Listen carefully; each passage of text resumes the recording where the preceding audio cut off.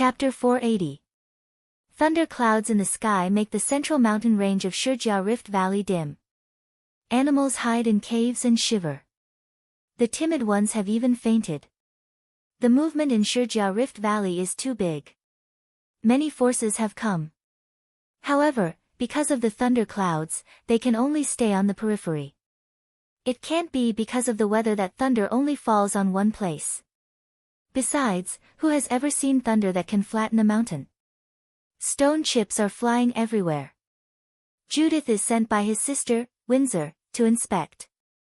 The fat man is gnawing on a chicken wing on a small starship and reporting to Maple Leaf City vaguely. The artificial brain and a bunch of experts can't figure out anything from the messy data.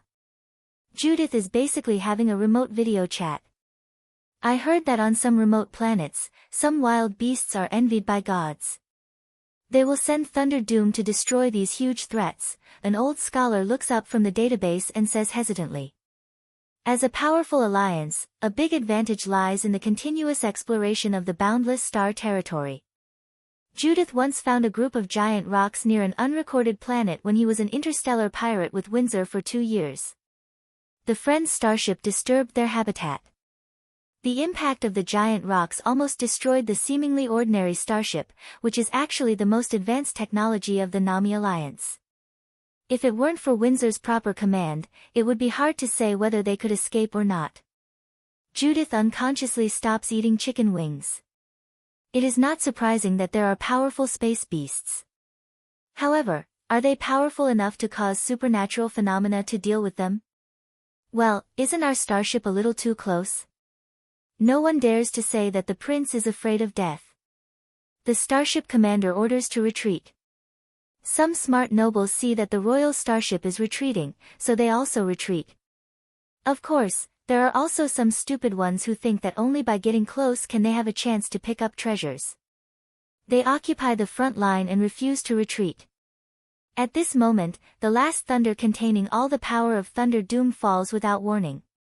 When it hits the top of the mountain, even time seems to pause for a short time. Wherever the shock wave goes, the trees are rolled up by their roots.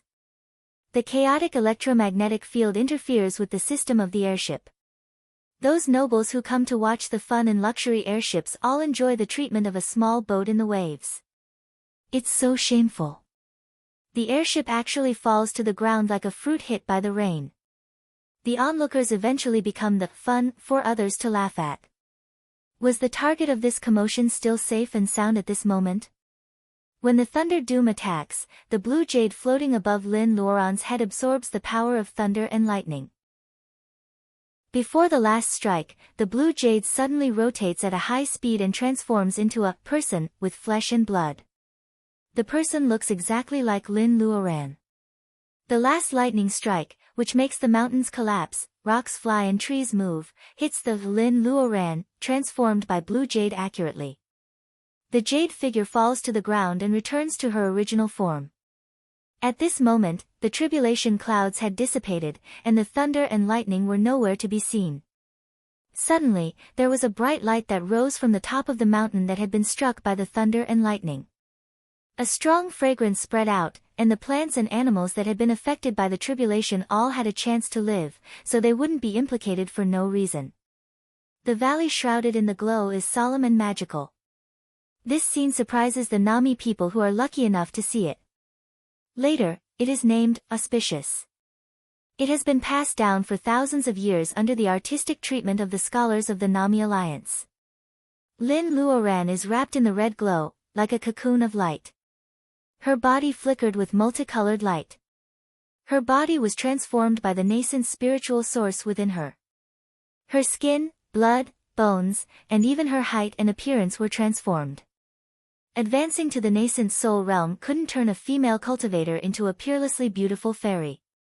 It only gave each cultivator a body that was most suitable for them, the most perfect and flawless body that had undergone evolution.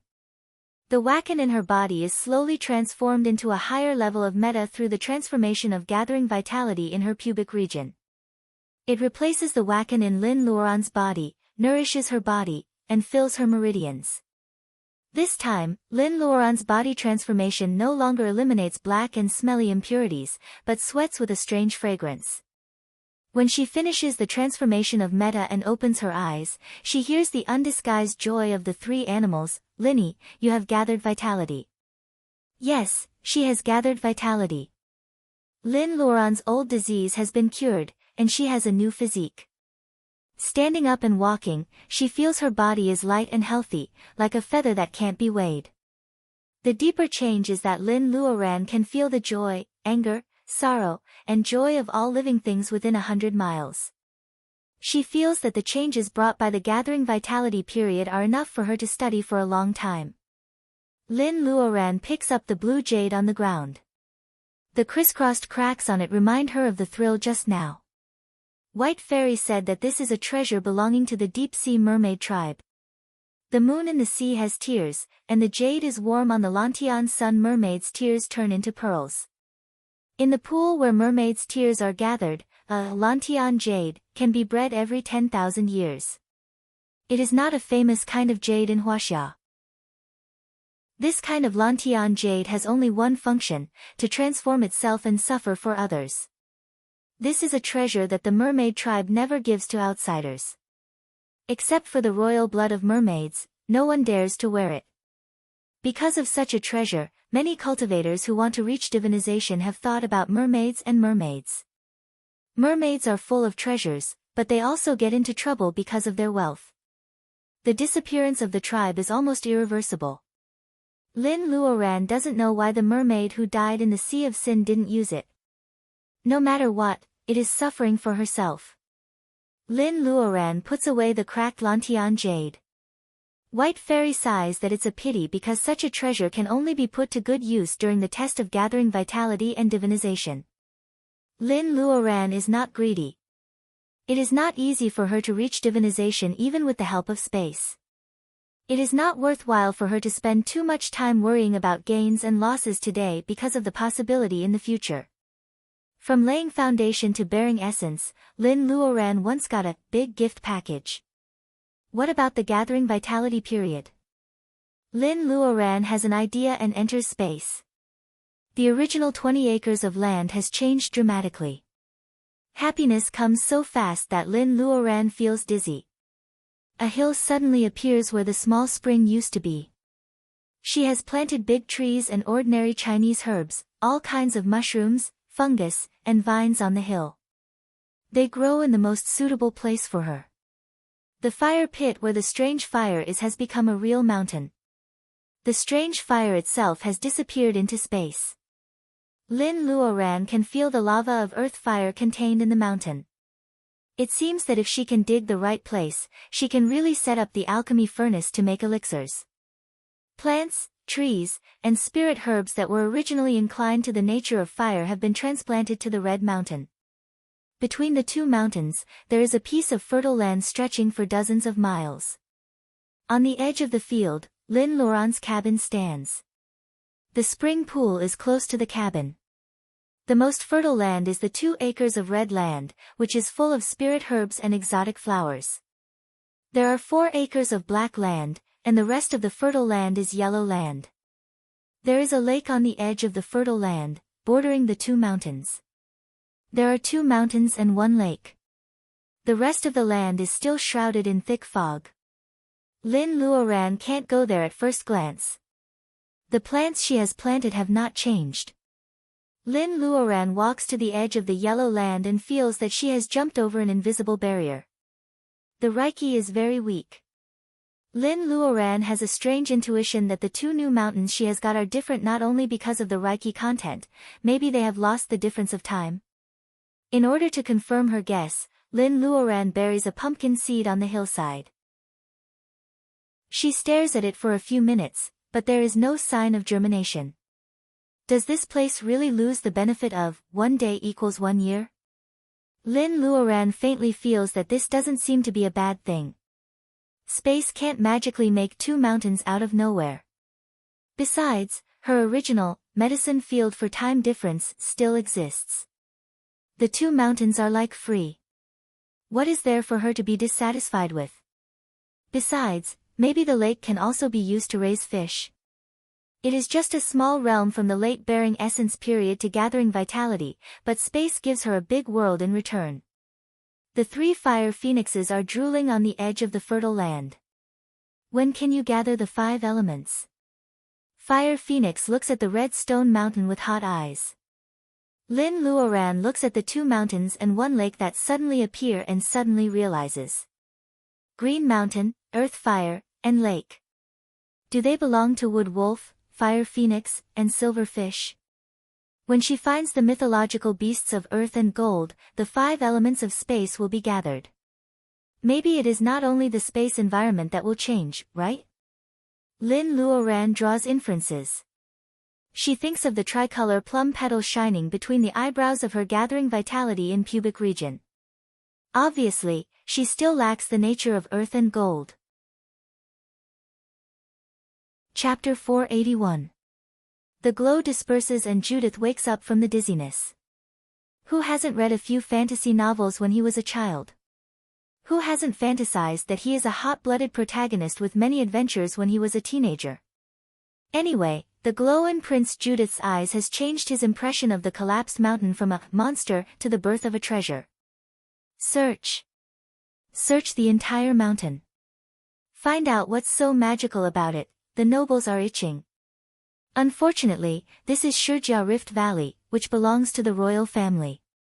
Prince Judith always has a bad table manners. He doesn't care who you are. When he loses his temper, he really doesn't save people any face. The nobles can only drool while staying at the excavation site in the name of watching. They don't want to leave. Judith has gained a lot this time. Rocks are rugged and the mountain has been blown into a mess. First of all, he has caught 2 evil mercenary groups. Interstellar mercenaries are employed by private individuals. Compared with interstellar pirates who only seek wealth, they are lawless and take all kinds of tasks. It is not an exaggeration to say that every mercenary is a wanted criminal of the Alliance. Judith orders people to find living people among the broken stones and branches. If they are interstellar mercenaries, they will be caught. If they are explorers, they will be taken back for treatment. He wants to see if he can ask them what happened before. These explorers gather like smelly flies. Then there are lightning strikes and glow. This mountain is not simple. Robots are cleaning up the ruins. The entrance of the karst cave has long been buried by rocks. It takes a lot of time to explore and clean up. Judith naturally doesn't expect that all this is caused by his old acquaintance Lin Luoran. Under the karst cave buried by rocks, Lin Luoran is working as a hard-working miner on the colorful spirit stone vein. Mining is hard, but it is a spirit stone mine. Lin Luoran thinks of her family. She used to use homemade spirit stones, which are very shabby. Finally, she has a windfall. She is very happy to dig. Spirit stones are of all 5 natures. The quality is mottled and impure. The mountain wall of the associated spirit stone mine is extremely hard. It is impossible to use the spell of the earth. Lin Luoran can only pry them off with flying swords. Lin Luoran doesn't dig a few and finds that someone is trying to open a passage to the bottom of the karst cave. Under the watchful eyes of the public, will these spirit stones follow other people's names? Lin Luoran is reluctant to leave. She scans the starship with her spiritual mind and finds an old acquaintance. She is delighted and sends her voice to Judith's ear with voice passing. Judith, it's me. The snacks in Judith's mouth almost fall out.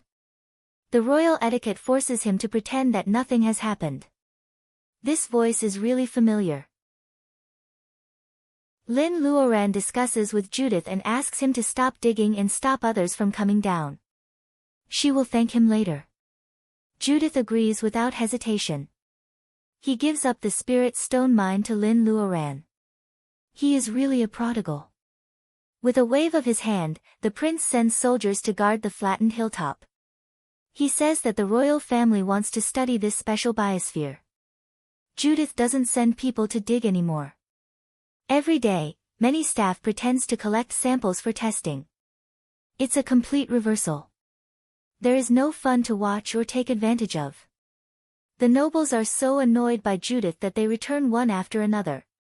In the end, only the starship of the Nami royal family is left in the mountains. It's rare for Judith to come to Shurjiao Rift Valley, which belongs to the royal family. With nothing to do, nothing escapes from the claws of the foodie. When Lin Luoran comes out to see him 2 weeks later, Judith has gained weight again. Below the karst cave, Lin Luoran has almost dug out all the spirit stones inlaid in the mountain wall. They are piled up in the space, which is extremely tempting. She digs all the way down the spirit stone mine and finds a colorful stone with sharp edges and corners under the mountain. Fire Phoenix studies it for a while and tells Lin Luoran with certainty, this is a mother lode. It turns out that the spirit stones of the 5 elements coexist here because of the existence of this mother lode. It will actively absorb Reiki of heaven and earth and transform nearby materials into spirit stones of the 5 elements.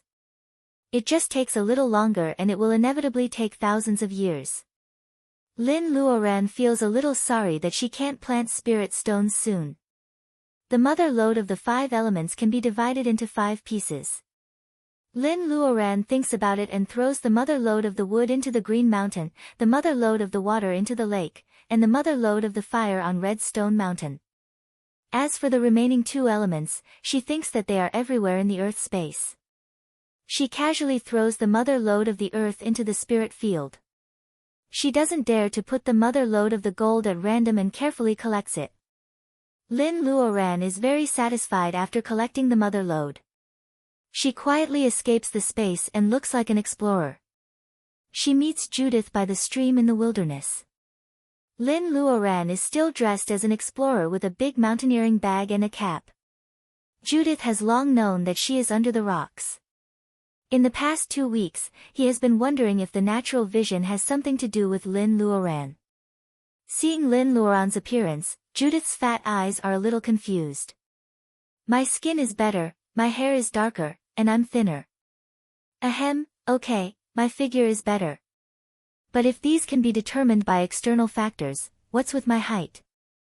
Judith feels that Lin Luoran has grown taller after 3 or 4 months. How old is this humanoid weapon? Why is she still growing taller? Poor Judith can't figure it out. He still invites Lin Luoran to go back to Maple Leaf City with him as agreed before. After leaving some experts in the canyon, the royal starship returns. Judith is somewhat reluctant to leave this game paradise. The starship runs slower than a tortoise. His Royal Highness returns to Maple Leaf City with the mood of sightseeing. It is less than an hour's journey, but the starship flies for a whole week.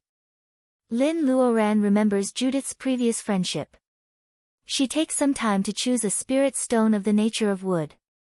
She hollows out the middle part and puts some concentrated essence of 10,000-year-old ginseng into it. She melts gold into a chain and uses the spirit stone as a gem to make a long necklace with a simple style. The nature of wood focuses on life. The power of ginseng will slowly penetrate into Judith's body day after day. Wearing this kind of necklace for a long time will benefit Judith a lot from practicing body arts and prolonging his life. Lin Luoran is not a stingy person. Judith covers for her. She has dug countless spirit stones under the karst cave. The Nami royal family is very poor. Lin Luoran makes 3 such necklaces and gives them to Judith. The fat man begins to dislike the necklace and he is very dissatisfied. He hopes to exchange the reward for a few delicious meals. Lin Luoran doesn't know whether to laugh or cry. She even forces him to accept it. In fact, such a necklace is worth exchanging for a lifetime of delicious food in the eyes of knowledgeable people. The prince is so short-sighted. Now that she has gathered vitality, Lin Luoran may set off to return to the earth at any time. In her current state of mind, most of the things on Nami Star are beautiful after exaggeration. Lin Luoran sighs when she looks at Judith, who only cares about delicious food. She always has a lingering nostalgia for the people she has been with. When will you ask your sister to come to the castle for dinner? After getting along with her for a few days, Judith feels the change of Lin Luoran. He doesn't know the advancement of cultivators, but he finds that the woman in front of him is as vigorous as a mountain and as vast as a star. He can't see through her. He remembers that Windsor once said that the woman who walks in the stars will light up Nami. Time is too short. The small Nami star can't keep such a strange woman. Thinking of the bright light after the thunder and dark clouds half a month ago, he feels that something important has happened on Nami's star because of the person in front of him. However, they can't know it. The fat man is a little sad. Is this the gap between mortals and humanoid weapons? Congratulations, Aunt Lin. Ma Yiming looks respectful and he doesn't hide his joy. Aunt Lin, have you really gathered vitality? Ma Shuangshuang is curious and inquiring. Lin Luoran stands there quietly. Even the air has a fragrance. Are Reiki molecules actively approaching her?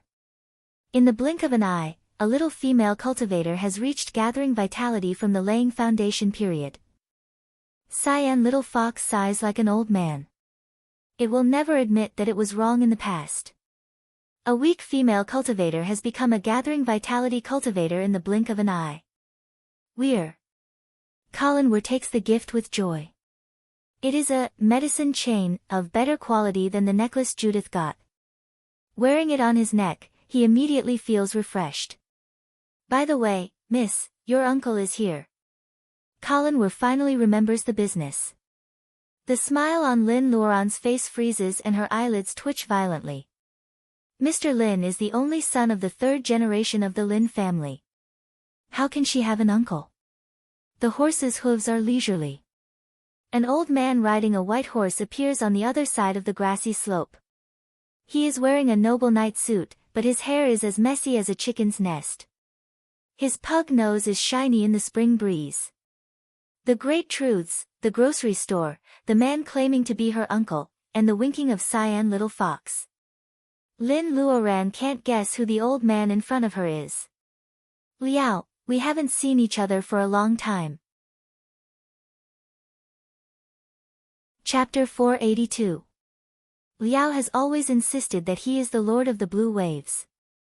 However, his disguise as Lin Luoran's uncle is exposed. Even the young people ignore him. Who is willing to call him Lord? Speaking of this person, Lin Luoran has a lot of questions. In the past, she would like to press Liao down on the spot and not give him food if he doesn't answer her questions. Actually, I'm very curious. What do you look like, Liao? Seeing Liao slipping down from the horse in a funny way, Lin Luoran is really curious.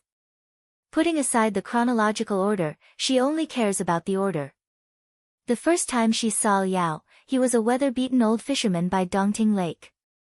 He made the most original fish soup and lived on the boat. He was greedy, but he took her and roamed to Mount June and found the Dragon Palace.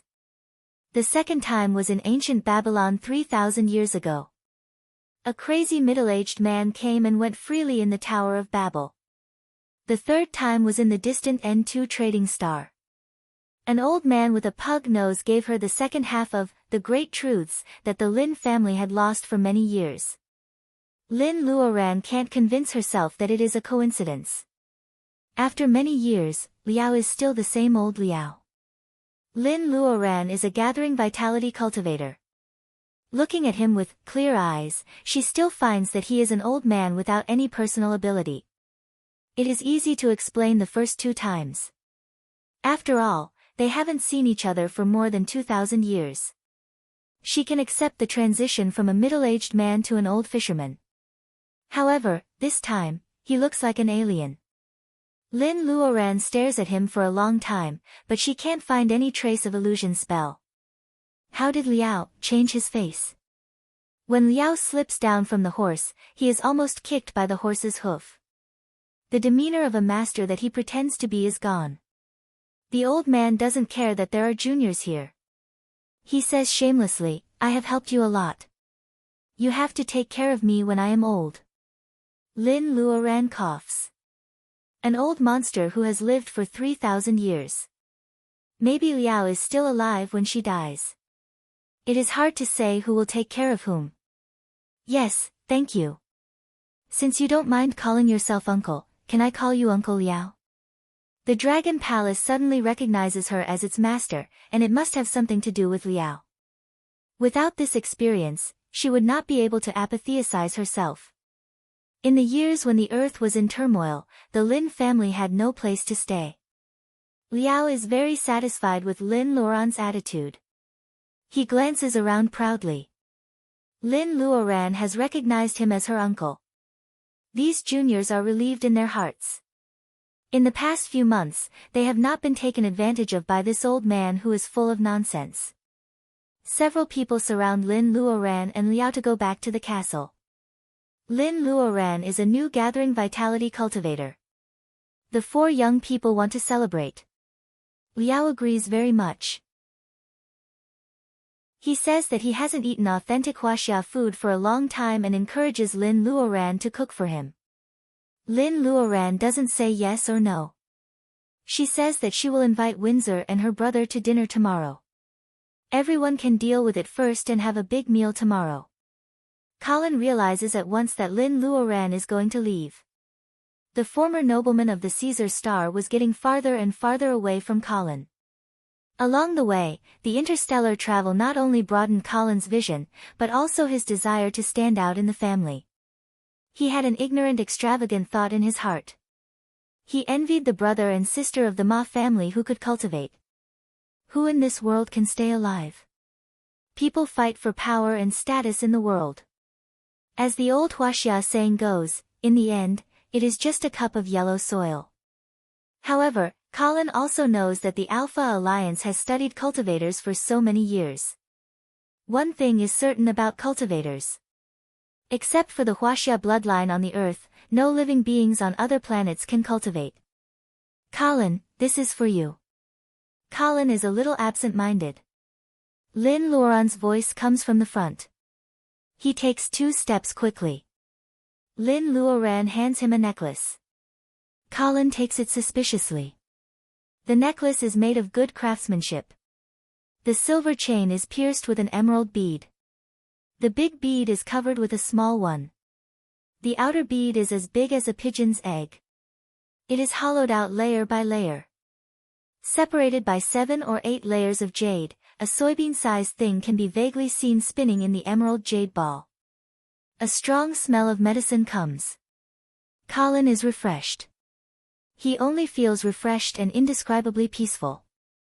Liao turns his head and says, the essence of 10,000-year-old ginseng. Niece, you are so generous. Why don't you give your uncle too? Colin almost falls down on his head. 10,000-year-old ginseng. Hearing it makes his legs weak. Lin Luoran takes out a more delicate jade necklace of the same style and hands it to Han Weiya. Seeing Ma Shuangshuang staring at it eagerly, Lin Luoran explains with a smile, you have also begun to cultivate. I hope you can rely on your own strength to strengthen your body. Ma Yiming nods sensibly. Even Ma Shuangshuang understands. Lin Luoran and her brother are both cultivators. Refining their bodies with Reiki is the right way. Han Weiya is her good friend. Even the glib Colin is a good brother. They don't have personal ability, so it's normal for Aunt Lin to care more about their bodies. After thinking it through, Ma Shuangshuang doesn't care about it anymore. She enters the castle and freshens up. However, Lin Luoran remembers that she has to teach the siblings of the Ma family their homework. She has been away for a few months. Ma Shuangshuang can now cast spells like Rejuvenation of the Earth instantly. Even Ma Yiming can face the enemy head-on. Han Weiya holds the medicinal jade necklace given by Lin Luoran and loves it. She says happily, Aunt Lin, during the days when you were away, I could see Brother Yiming and Shuangshuang working hard on the mountain on the other side of the manor. Even Cyan Little Fox can't help but snort. It says that the siblings of the Ma family practice spells and they have ruined the forest across the river. Now the fiercest black panther in the forest also turns its head and runs away when it sees Ma Shuangshuang. It is so afraid of this little girl who can catch it and then let it go again and again. Lin Luoran is very satisfied, but she jokes, you have ruined the mountain of the Nami royal family. You have to entertain the little fatty well tomorrow. Ma Shuang Shuang nods. People are the creatures that are most likely to bond. Judith often comes to the manor to eat. These young people have a good relationship. Ma Shuang Shuang also knows that Lin Luoran gathers vitality. The day of leaving Nami Star is approaching. Thinking of parting, she really feels sad. Everyone has this idea. They all want to entertain the Windsors well tomorrow. They ask Lin Luoran some interesting things on the road. They are excited for most of the night and then they go to bed. The spring temperature is pleasant. The night breeze blows and the newly grown pasture around the castle is swaying in the wind. Liao is embarrassed on horseback during the day. At night, he runs out to practice horsemanship. Lin Luoran feels that he is like an old child, so she follows him openly. Uncle Liao, I have a lot of questions in my mind. If I don't ask them clearly, I really can't sleep. Can you solve my doubts? Liao looks like an alien but feels at ease.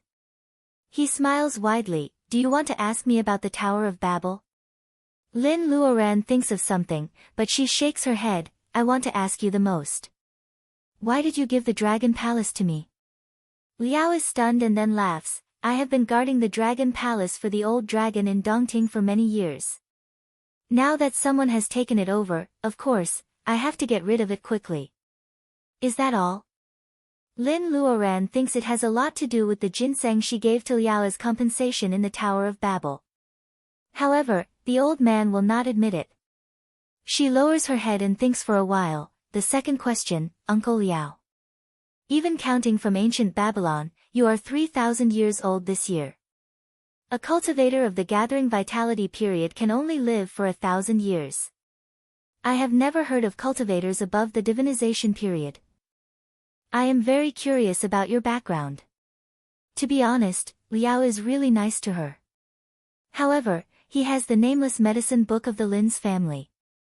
It is hard for Lin Luoran not to think that he is an old friend of the Lin's family. She has a vague idea in her mind that Momo may be the ancestor of the Lin's family. Otherwise, how could the great truths and sacred pearl space fall into her hands for no reason? These questions have been buried in Lin Luoran's heart for a long time. She hopes that Liao can solve some of these mysteries. Liao's pug nose looks red and swollen in the moonlight. The old man doesn't answer her question but asks Lin Luoran for wine. Lin Luoran asks for something, so she doesn't hide it. She takes out the top-grade monkey wine given by the old monkey in the past. Liao is so greedy that his nostrils flare. He drinks up a jar of wine in a short while. Out of Lin Luoran's expectation, this old monster's capacity for liquor is surprisingly poor. After drinking the monkey wine, he soon becomes tongue-tied. I know you are actually suspicious. No one will believe it. I even forget how old I have lived.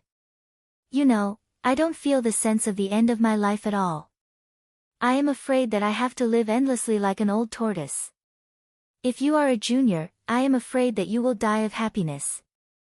You can have an endless lifespan, but what's the point if you can't remember who you are? To tell you the truth, I have lived for a long time and got a lot of things by chance. Whether it is the Dongting Dragon Palace or the stupid book of the Lin's family, they all came to me by themselves. Do you think I am willing to care about your stupid things? I have seen the earth change little by little, witnessed many secrets of the mortal world and the world of cultivation, and have a belly full of other people's secrets. My surname is Liao, or something else. In fact, I don't even know it myself. Don't you think I am pitiful? Liao talks a lot. In the end, he cries without caring about his image and falls asleep on the grass. Chapter 483. Good morning, Grandpa Liao. Ma Shuang smiles sweetly. Liao wakes up from a hangover and finds that everyone is very enthusiastic to him. He subconsciously holds his money bag tightly. Although he has opened a grocery store on the N2 trading star for many years, when it comes to savings, Liao is only a little richer than Lin Luoran when she first came to the Nami Alliance. Ahem, Liao, good morning. The cyan little fox washes its face and hands. It walks gracefully and calmly. It passes by Liao and even says hello to him. Liao's face turns pale and he feels that his head is about to explode. For an old monster who has lived for many years and witnessed the vicissitudes of the world, it is really weird that a dead fox who used to be indifferent to him suddenly becomes polite to him. Today they are going to invite the Windsors to dinner. Everyone is busy in the kitchen. Colin is learning to steam buns. It is really not easy for an alien to knead dough. Everyone in the kitchen laughs a lot. Liao is confused. He sees Lin Luoran mixing stuffing. Liao twitches his nose and smells the familiar pork and leek stuffing. He struggles to get away from the temptation of delicious food. He pulls Lin Luoran's sleeve and frowns. "Niece, what did I tell you last night?" Lin Luoran coughs and holds back her laughter. "I told you everything." "What do you want to know?" Liao says bitterly, "I told you why I gave you the Dragon Palace." Lin Luoran nods and asks Liao to sit down. She also makes him a cup of tea. "You said it was too troublesome to guard the Dragon Palace, so you gave it to me." "Uncle Liao, more than that, you also told me how you cheated the Dragon Palace from the Dongting Dragon King." Liao blushes and quickly changes the topic. "Did I tell you all the secrets of the Tower of Babel?" The smile on Lin Luoran's face fades a little, but she still nods. Even Liao doesn't know when the Tower of Babel appeared on the bank of the Euphrates River. Last night, Liao was drunk and said that the Tower of Babel is not only an interstellar transmission circle, but also the last line of defense set by an unknown mighty for the earth. To open the shelter of gods in the Tower of Babel, in addition to enough Reiki, we also need 5 cultivators with single Taoist root and all 5 elements. Lin Luoran's heart is pounding. Only when Guanjing, Luodong, Li Shi, Chui Wanlu, and then from the Qingqing Taoist temple have a single Taoist root. The shelter of gods did happen. It also destroyed most of the mutant monsters and the coalition forces of the Alpha Alliance. The Earth had more than 200 years to recover. Liao's words and the crazy Taoist's message confirm each other. Since the shelter of gods can be opened, it means that the 5 people with single Taoist root of 5 elements are all alive before this. But last night, you didn't tell me how to open the Tower of Babel again after it is closed. Lin Luoran stares at Liao, and the latter turns his face away unnaturally. Now is not the time. Liao is so mysterious that he tries to change the topic. Lin Luoran looks at the beautiful arch roof of the castle and is lost in thought. "You know what I want to ask." Liao is very embarrassed. He scratches the back of his head. "Your family followed the little Taoist of the Jiuli tribe into the Tower of Babel. The Tower of Babel has been closed for these years. I am not an immortal. How can I know what will happen? They might have gone to ancient Babylon like you, or they might have gone to the future world thousands of years later. They might even be lost in time and space. Even if you can open the Tower of Babel again, without the star chart, you won't be able to control it." "Star Atlas?" Lin Luoran is stunned. She seems to be in disbelief. Liao sighs. "The last time we met, I went to Babylon to trick the old priest to help me find the Star Atlas. Unfortunately, you messed up my plan by traveling through time and space.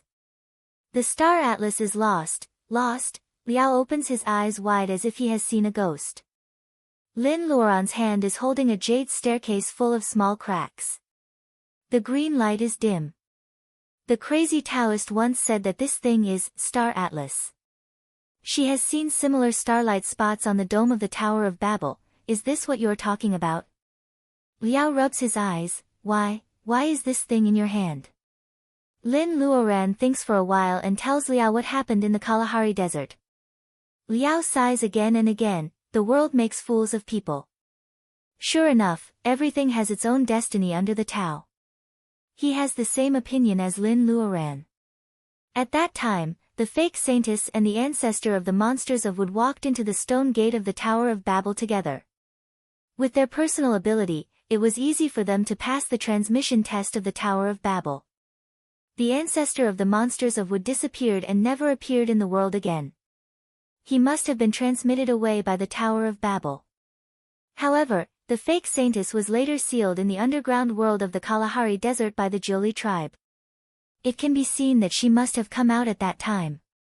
Not only that, the fake saintess also found the star atlas at that time. Maybe because of it, she actually gave up the chance to return to her hometown. Lin Luoran holds the jade staircase and her eyes are shining. After confirming with Liao, many doubts that she couldn't figure out before make sense. The jade staircase is the star atlas that controls the Tower of Babel. The Tower of Babel can travel through time and space and enter different civilizations. It must be related to the stars engraved on the back of the jade staircase. Even this star atlas itself has the ability of space jump transmission. Otherwise, the fake saintess would not have chosen to give up the Tower of Babel and take away the star atlas. Later, she was suddenly sealed by the Joli tribe. Baojia and I caught up with the chaos of the Kalahari Desert. Lin Luoran remembers the past and sighs. Uncle Liao, since I have the star atlas, can you tell me the way to open the Tower of Babel again now? Liao wants to slip away, but he is dragged back by Lin Luoran. He laughs awkwardly. A single Taoist root of the 5 elements can open the shelter of gods and close the Tower of Babel. However, it needs a powerful cultivator with all 5 elements to open it again. Don't look at me. Your situation is very strange. Although you can use spells of the 5 elements, with my fiery eyes, your Taoist root is mottled and impure. You are not like an orthodox cultivator with all Taoist root of the 5 elements. Although you have reached the gathering vitality period, it is still impossible for you to open the Tower of Babel. She stares at Liao speechlessly. No one has ever been able to see through her. Liao, who has lived for many years, really has good eyesight. Between the eyebrows of her gathering vitality, there are still 2 petals that have not been lit up. It is only because of the white Taoist root of chaos that she can have all 5 elements. If she wants to supplement the Taoist root of earth and gold, in addition to having enough understanding of the nature of earth and gold, according to her past experience, she also needs to water the spirit herbs that are guarded by the spirit beasts of these 2 elements with their blood. She has to kill 2 spirit beasts and get the treasures of 2 elements. Lin Luoran looks at the jade stairs in her hand. In this world, there are only spirit beasts in the vast starry sky and the monster forest in the Penglai region. At worst, she can cross the Sea of Sin again. Lin Luoran puts away the jade stairs with indescribable joy in her heart. Even if she can't cross the Penglai region, she can try other opportunities. At worst, she can collect the 12 jade plates and go to the secret land of Bermuda to find spirit beasts. Training chi cultivators can enter the secret land? Wasn't White Fairy in the gathering vitality period? Since she will go there, Lin Luoran has confidence in herself. Wait, was it the fake saintess who made the disappearance of the gathering vitality cultivators 1,000 years ago? Or did they teleport away through the Tower of Babel? Uncle Liao, on our way here, we got lost and accidentally entered a primitive wild planet. We saw the remains of a senior cultivator who was probably in the divinization period. Liao frowns. The disappearance of the gathering vitality cultivators 1,000 years ago. It may not be the fake saintess's doing, and they may not have teleported away through the Tower of Babel. Since the Han Dynasty, the Earth's Reiki has declined, and some people have been preparing for migration. The cultivator's remains you saw should not belong to a divinization cultivator. Seeing that Lin Luoran is staring at him curiously, Liao hesitates for a long time. He feels that as a gathering vitality cultivator, it is the right time for Lin Luoran to hear some secrets. He gestures for Lin Luoran to refill the teacup. Liao holds the teacup and thinks for a while before he straightens out his thoughts. Let's put it this way. You know that I have lived for a long time. Even if I don't have personal ability, I can always know some secrets. Do you know where cultivators go when they ascend to the heavens after divinization? Lin Luoran is stunned by Liao's question. She has thought about this question for a long time. It is not easy to live a long life, and it is difficult to improve personal ability. Those divinization cultivators who only exist in teleportation. Where do they go after they ascend to the heavens by breaking the void? After seeing the remains of Danling Taoist, Lin Luoran's so-called ascension is to leave the earth. However, according to Liao, Danling Taoist on the wild planet can't be a divinization cultivator. Does it mean that the place where divinization cultivators go is just like the crazy Taoist's message?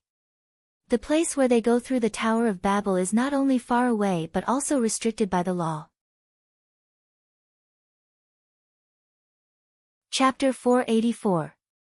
The mystery of the Huaxia civilization can be reflected in the Huaxia language. For example, the word jia can be used as a noun or a verb. There are many interpretations in a noun. The jia mentioned by Lin Luoran is the division of a special realm for cultivators. Just like the Dragon Palace, the secret land of Bermuda, and Mount Penglai, one of their nodes is connected to the earth. In fact, it is a self-contained world inside. The influence of the earth's environment depends on the connection. The world of cultivation is special. It has always existed on the earth. However, the world of cultivators is different from that of mortals. That's why it is called Jia. To talk about the place where divinization cultivators go, I have to start from the beginning. The kitchen is very lively.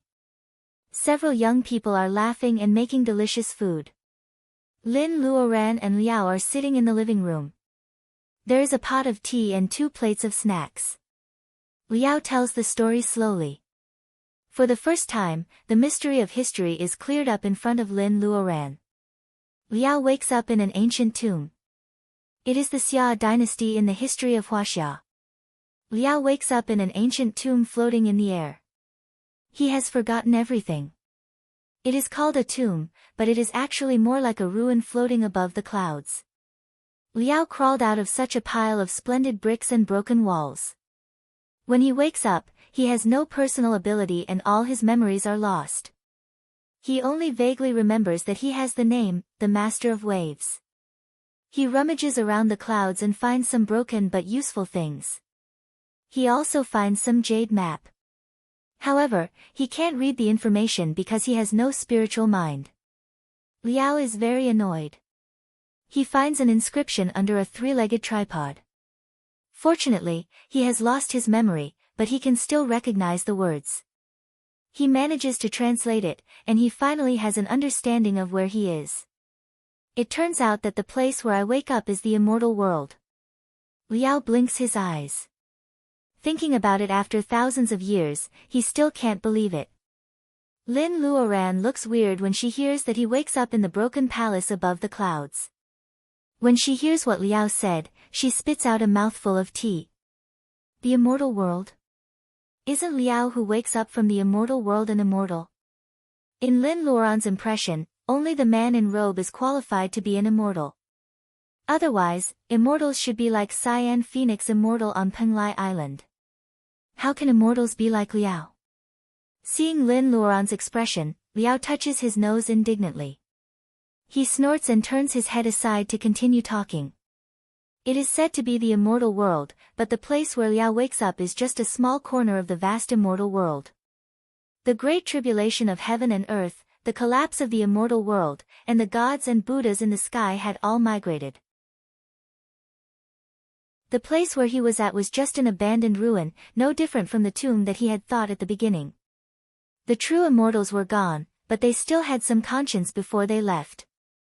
They opened up the spiritual realm with their great supernatural power and chose Qi cultivators with excellent qualifications to fill it.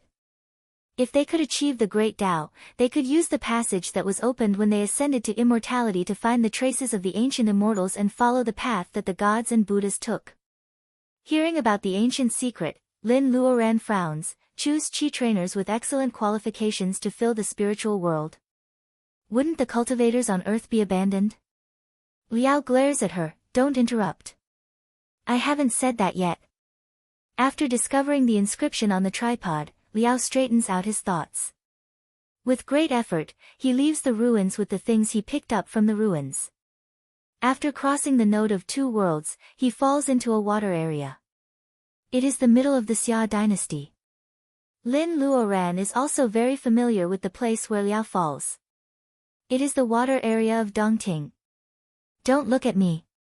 The dragon race is also a member of the immortal world. When Liao arrives, the entire dragon palace has been emptied, leaving only a jade map for the successor of the dragon palace. It's really annoying. Liao is indignant not only because the Dragon King ran away and left an empty shell for him, but also because he has lost all his personal ability. He can't even use his spiritual mind. How can he understand the jade map? Then how did you get into the Dragon Palace? Without personal ability and spiritual mind, how can the Dragon Palace let Liao in? Liao is furious.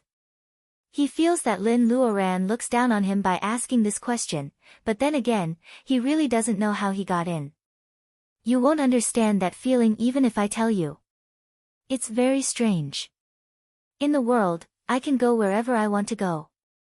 Thousands of inhibition can't stop me. Do you understand it? Lin Luoran nods. Liao wakes up in a corner of the abandoned immortal world.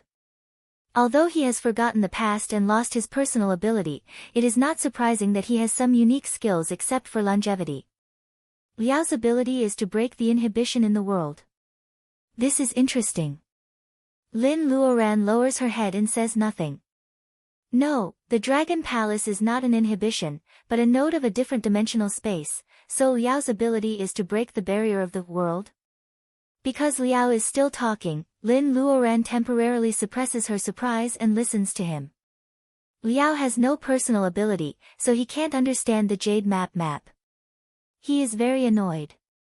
After leaving the Dragon Palace, he wandered in the land of Huaxia and gradually learned about the world's events. He also sought for immortality and joined many schools of cultivation. Although he has no personal ability, he has a pair of eyes that can see through the truth. It is not difficult for him to find the entrance of a school of cultivation. What worries him is that he doesn't have the so-called Taoist root of Qi trainers. No matter how hard he tries, the Reiki stored in his body will slip away quietly as time goes by. Liao is not reconciled to being a handyman in a school of cultivation.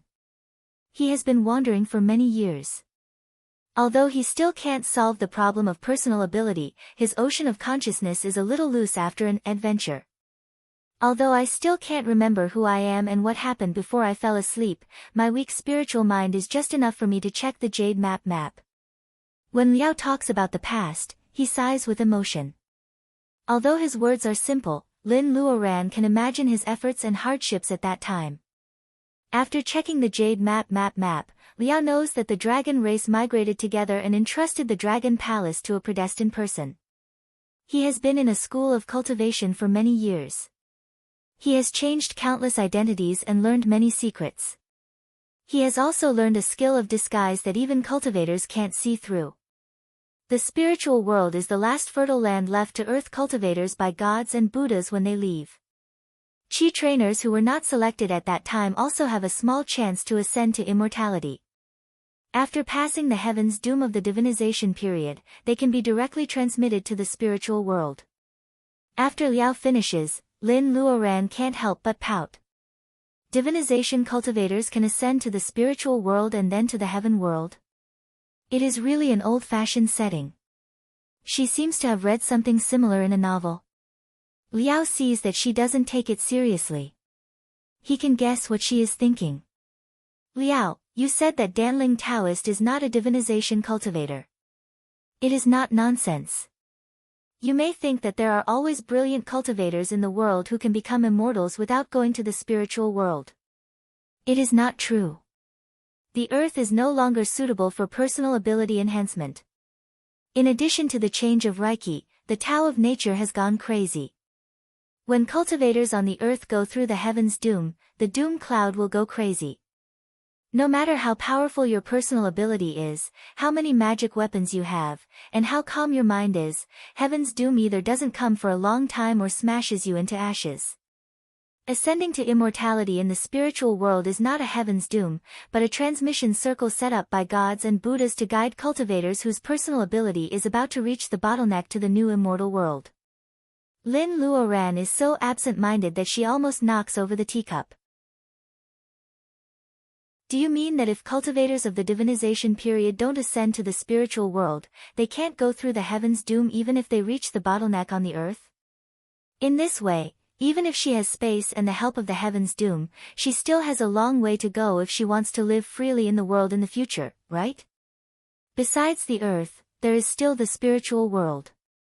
She can't be an immortal without going to the spiritual world. Did the cultivators of the gathering vitality period and the powerful figures of the monster race in the Tang dynasty also go to the spiritual world? A cup of tea is tasteless, and the fragrance of food comes from the kitchen. Before Liao can answer, Lin Luoran's spiritual mind has noticed the sound of horses' hooves. The guests she invites today have arrived at the manor. Lin Luoran stands up. Liao stuffs the last piece of cake into his mouth and says vaguely, "They received an edict. Someone who claims to be a true immortal will take them to a paradise for personal ability enhancement. You are also very familiar with that place. It is Penglai overseas." Chapter 485. Lin Luoran subconsciously refutes Liao's statement. She can't guarantee other places, but she has been to the Penglai immortal world in person. There are people living there. However, there are no cultivators in a country that advocates warriors. The transmission of immortals happened thousands of years ago. Mortals like to regard cultivators as immortals. If the gathering vitality seniors of the Tang dynasty went to Penglai, there will always be traces left in the mortal world unless they don't walk in the 3 countries of Penglai at all. The time doesn't match. Lin Luoran refutes Liao, but she has no time to ask in detail. The horse team coming from a distance has arrived in front of the castle. In addition to the Windsors, there is also the king's carriage. The 3 most important members of the royal family are dispatched, and the entire castle is heavily guarded. This is very different from the farewell banquet Lin Luoran expected. She doesn't bother to hide her slight displeasure. However, the king of Nami gets off the carriage and apologizes gracefully. Lin Luoran's dissatisfaction disappears in an instant. Sure enough, no matter how high her personal ability is, she is still a commoner subconsciously. Lin Luoran invites them to sit down. The life of the Nami nobles can be called extravagant. The big dining table for the banquet is long and wide. Lin Luoran doesn't use it. Even if they have a farewell banquet, they will not feel alienated from each other. In the center of the round table, there is a long-necked white porcelain vase with a half-open peach blossom inserted in it. It is graceful but not charming. King Windsor II of Nami nods and praises it generously. Such a beautiful vase. Is it from Miss Lin's hometown? The porcelain of Huaxia was once popular throughout Europe. The appreciation in Windsor II's eyes is not necessarily false. Lin Luoran is a craftsman. She only burned these pure porcelain vases without flowers. She also likes them very much. Hearing the king asking about her hometown, Lin Luoran feels emotional. She always thinks that what she cares about is the beautiful land of the past. However, now there are only scorched earth and mutant monsters left on the earth. She still misses it so much. Even if Nami's star is picturesque and similar to the species on the earth, it is not the earth. Ma Shuangshuang and Han Weiya are serving dishes. Lin Luoran introduces Colin, Ma Yiming, Liao, and Cyan Little Fox to Windsor II. Windsor II's attitude is so appropriate that people can't make mistakes. Today, they work together to cook. The dishes they cook are not limited to traditional cuisines. The recipe is provided by Xiaoji. As Zhu Jun's base, this guy has been on the earth for many years. While collecting mineral resources, it also steals a lot of information about the Huaxia civilization. The Alpha Alliance also wants to find the method of cultivation from the ancient Huaxia books. Ma Shuangshuang makes kung pao chicken and boiled fish. The chicken is caught in the mountains and her brother Ma Yiming goes to the river to catch the fish. The bright red color makes Judith swallow his saliva shamelessly regardless of his father's gaze. Ma Yiming is very lazy. He makes fried steak. Black pepper is not easy to find. He improves it. Although it is delicious, it has some taste which makes fried steak become a common dish. Han Weiya makes dongpa pork and Westlake fish in vinegar. These are the famous dishes of Jiangxia before the new era. The Han family's ancestral home is on the coast of Jiangxia. These two dishes are also Han Weiya's specialties. As for Colin, it is really difficult for an alien to make dumplings and steamed buns. Poor Weir. Colin is clumsy. He kneads the dough all night last night. Lin Luoran mixes the dumpling fillings and steamed buns. She believes that the taste can make people ignore the irregularity of the shape.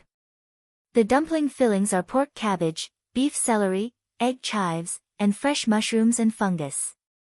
The dipping dish is made with homemade balsamic vinegar. If these are simple, then the crab roe soup dumplings are very sincere just from the process alone.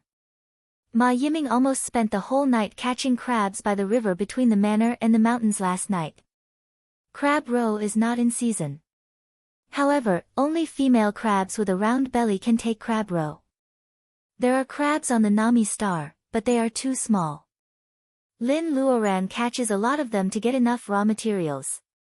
She takes enough crab roe and stir-fry it with cooking wine, salt, and minced ginger.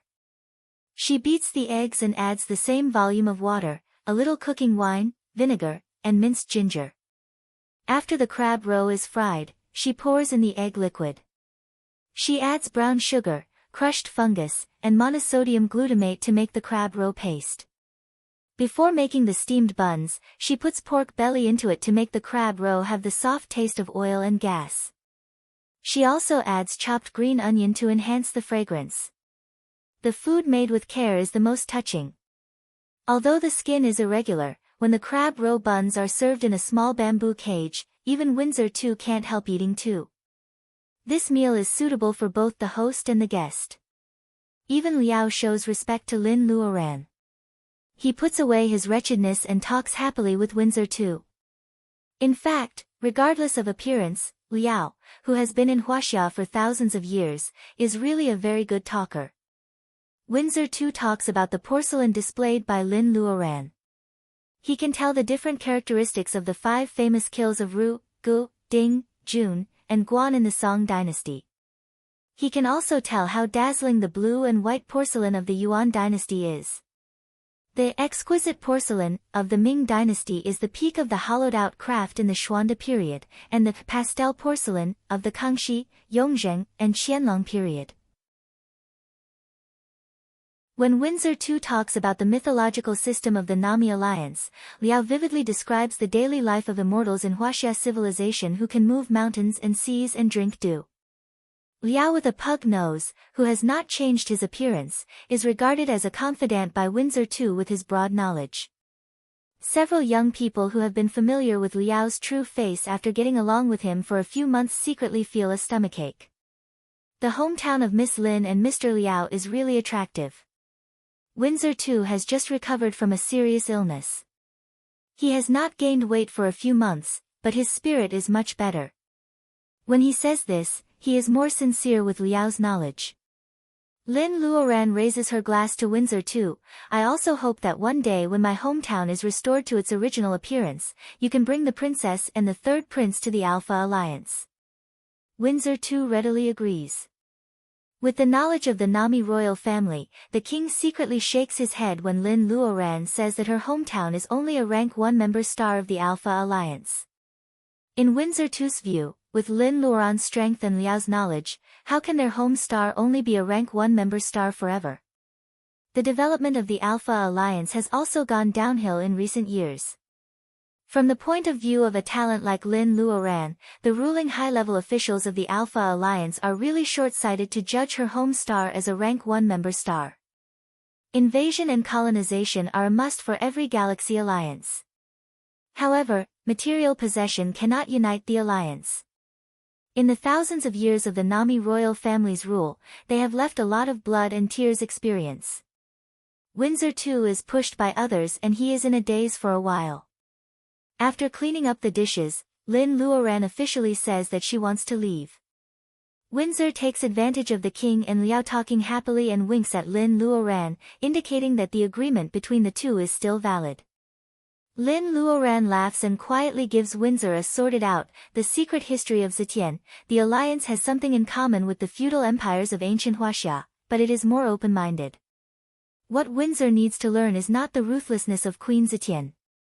Judith is very reluctant to let her go. Ma Shuangshuang comforts him. There is an old saying in our hometown that all good things must come to an end. When you are free on the Nami star, you can also come to the earth to see us. Judith remembers the coordinates Ma Shuangshuang said firmly in his heart. 3 days later, Lin Luoran takes everyone to Satellite Star 1. The Edward starship has been filled with fuel. This starship is not very luxurious, but Princess Windsor and Prince Judith come to see it off. If someone knows it, the safety factor of the Edward starship will increase a lot during its journey in the Nami Alliance. It is rare for the Heidel family to plot against the royal family openly in the Nami Alliance. After all, the Nami star has controlled the alliance for many years. Its strength is not comparable to that of a few emerging planets. It has the most advanced technology and the strongest army, which is enough to deter thieves. Seeing the Windsor siblings wave, Lin Luoran looks at the shy red-haired young man Derek. Anyway, the barbecue restaurant has been sold to you and many pepper seeds have been left for you. Derek, don't you have confidence in yourself? Derek shakes his head. Will you come back? It is late at night. Stars are scattered in the night sky like chess pieces. Lin Luoran squints and looks at the distant interstellar space. She can't answer Derek's question. Will she come back? When she finds her family one day, she will take the Lin family on an interstellar trip. However, the long life of a cultivator makes her not sure. When she passes by the Nami star again, will the red-haired young man at this time be an old man or a dead man? Lin Luoran smiles at Derek and avoids this question. They sit in the airship and slowly rise. The starship has been warmed up and started. Among the people who see them off, Judith yells and sweats while waving his hands. The old Huaxia saying often says that all good things must come to an end. Correspondingly, they will meet again if they are destined to. Lin Luoran thinks of this sentence and smiles expectantly. Chapter 486. In the year 306 of the new calendar, the 8th district of the Moonstar. Relying on a large area of crater, the 8th district is a high-end residential area of the Moonstar. Even if the artificial fountain is extremely ingenious, for people of the Earth Federation who have never seen lively mountains and rivers in the new era, it is very natural to live around the artificial lake and the water from the fountain splashes with their clothes from time to time in the urban square. Of course, if you have enough money, the Alpha Alliance has many planets to travel to. However, more people are born on the Moonstar and they may not have a chance to go out of the Earth Federation in their lifetime. Living in the 8th district of the Moonstar is a very good choice. On the left bank of the artificial lake, there is a house with green bricks and tiles that is out of place with the buildings in the entire 8th district. It adds a little ancientness to the steel and cement residential area. The owner's surname is Liu. He moved here from Dongting City on the Earth more than 100 years ago. He usually keeps a low profile and quietly buys land to build a house. Many people have been tempted by the house in the past 100 years. These people who have used various means finally give up. The Liu family seems to be inconspicuous, but they are definitely not easy to bully. The Moonstar has no clear 4 seasons. The side illuminated by the sun is extremely hot, while the side without the sun is very cold. The residential areas are all built in shelters. The advanced ones simulate the temperature of spring and autumn on the Earth. The temperature is pleasant. The poor residential areas occasionally have small mistakes. Hot days and cold currents can make people curse. One morning in August of the year 306 of the new calendar, there is a voice in the Liu family's mansion on the artificial lake. The master leads all family members to burn incense in front of the picture scroll enshrined in the nunnery. A new day of the Liu family finally begins. Qingdai, you stay here. I have something to say to you. The juniors leave one after another. Liu Qingdai is the favorite of the master. These brothers and sisters of the same generation have long been used to Qingdai's special status. When they were young, they would be jealous. Now they are very glad that someone can replace them to be chosen by the master, come on, with the changes of the world, who is willing to be the faithful girl selected by the family and dedicate her life to the faith of the Lu family. After all, believing in mortal heart fairy makes the Lu family secretly get many believers, especially the support from the remnants of Dongting City. Therefore, the Lu family has the strength that can't be underestimated. However, who can really touch the edge of Buddha because of their faith? If Shaoqian had the time to worship, he might as well use it to learn martial techniques or temper his mental energy. Strength that belonged to himself would give him confidence. Could it be that just a devout belief would allow your martial skills to break through and advance, allowing you to fly in the sky and burrow underground like the legendary cultivators? What a joke! However, Lu Qingdai has a different idea from her peers in the Lu family. As the daughter of the Lu family, she has been cold since she was a child. She has been selected as a believer. She is the most devout believer among the people who worship Mortal Heart Fairy. For more than 300 years, after experiencing turmoil, the Lu family's rules dictated that regardless of the direct or side branches, all girls had to have the surname Lu, and the direct descendants also had to have the surname Lu. Only the women from the side branches who married out, if their descendants were male, could take the surname of their husband's family. With such persistence from generation to generation, the Lu family's direct line of descent could be considered pure in terms of both bloodline and inheritance. As the believer of the Lu family, Lu Qingdai has a high status in the Lu family. In addition, her experience in Dongting City Hall and Mount June Island 5 years ago makes her more valued by the head of the family. It's been 5 years. Qingdai, there is still no news from the fairy. What do you think? A middle-aged man in a tang suit is a little fat. In fact, he is extremely talented. The Lu family refuses to be injected with gene evolution fluid. They learn Huaxia ancient martial arts. The strength of the middle-aged man has been slightly better than the rank 9 warriors classified by the Earth Federation. Lu Qingdai respectfully lowers her head, but she does not hesitate to interrupt the middle-aged man's words. Head, the Lu family has waited for 300 years. What is 5 years? In the past, the fairy announced her name above Dongting City. She already has the intention to return. She disappeared for 5 years. She must have her own considerations. The head of the family sighs because of what Mortal Heart Fairy said above Dongting City 5 years ago. In recent years, the Alpha Alliance has almost dug 3 feet deep into the earth. Whether it is the Alpha Alliance or some forces in the Federation, they can't suppress the enthusiasm of the citizens of Dongting. Believers of Mortal Heart Fairy are returning. The Lu family has been suffering for more than 100 years and can develop rapidly. The opening of Mount June Island has also been proposed by the federal parliament. At this time, he should really be full of confidence in Mortal Heart Fairy. The honor and disgrace of the Lu family have been tied to Mortal Heart Fairy for more than 300 years. After talking with the head of the family, Lu Qingdai walks on the corridor. She thinks of this point of view instilled in her since she was a child and she agrees with it. All the way to the east, the Lu family advocates ancient style. The small courtyard with winding corridors is exquisite and simple. Lu Qingdai's room is a 2-story wooden building. From upstairs, you can see the whole view of the artificial lake. It is the best courtyard in the entire mansion of the Lu family.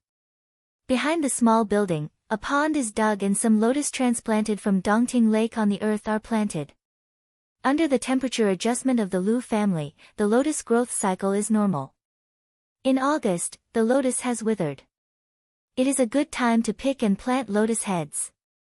Lu Qingdai goes up to the 2nd floor. The ink on the rice paper spread out on the desk is still wet. It is the painting of meticulous ladies she learned to draw by copying the authentic works of her ancestors. Lu Qingdai has learned painting since she was a child. She is not very talented but she is diligent. She has copied the authentic works of her ancestors since she was a child and she can draw 80% of them. However, since she met Lin Luo in person 5 years ago, her painting skills have not improved but regressed. She is in a mess for a while. Compared with the picture scroll preserved more than 300 years ago, the temperament of mortal heart fairy she saw has changed. When she starts to draw, the original works of the past can no longer help her improve. She has to rethink the charm of the person at the end of the brush. A breeze blows by the lake. Lu Qingdai puts down the brush and rubs her eyebrows. Since they met at the dinner party of Dongting City Hall 5 years ago, Lu Qingdai feels that there is a hazy fog in her mind. It is said that people who major in spirit power will open up the ocean of consciousness when they reach a certain level. Lu Qingdai has checked a lot of information. The fog in her eyebrows seems to be different from the so-called ocean of consciousness.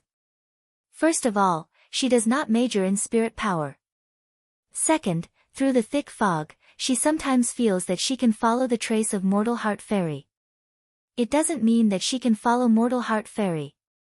She just has some emotional resonance so that she can know mortal heart fairy's safety. For example, 3 years ago, she was inexplicably seriously ill. She stayed in bed for several months and they couldn't find out the reason. The Lu family was a little panicked. At that time, mortal heart fairy seems to have encountered something bad. Lu Qingdai pushes the window, hoping that the morning breeze can blow away her thoughts. Is it time to pick the lotus heads? Lu Qingdai looks at the lotus heads swaying in the wind. She remembers that the master of the family has been a little angry recently. She will go to the aquatic area later to buy a carp and make soup with fresh lotus seeds. The effect should be good, right? It should be better to use cushion carp. Remember to remove the lotus core when cooking, otherwise it will be a pot of bitter soup. Lu Qingdai agrees and nods. Then she is stunned. This female voice is very familiar. Who is it? A white wrist gently picks a lotus head. The green dress is far greener than the lotus leaves in this pool. There is no blue sky in the moon. The light in the morning, afternoon and evening is artificially simulated by the bunker. Even so, Lu Qingdai is still dazzled for a moment. The place where the woman in the green dress stands seems to have a halo expanding layer by layer. People can't look at it directly. Fairy. Lu Qingdai's eyes turn red inexplicably.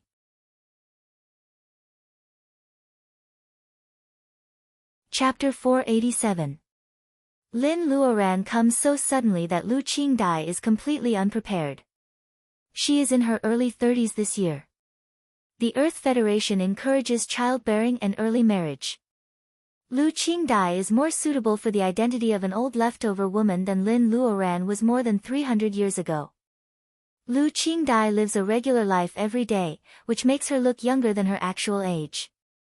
However, her temperament has been separated from the ranks of young girls for a long time. When she sees Lin Luoran again, she can't help but cry. She doesn't cry like she did in the Dongting City Hall. Qingdai, you did a good job.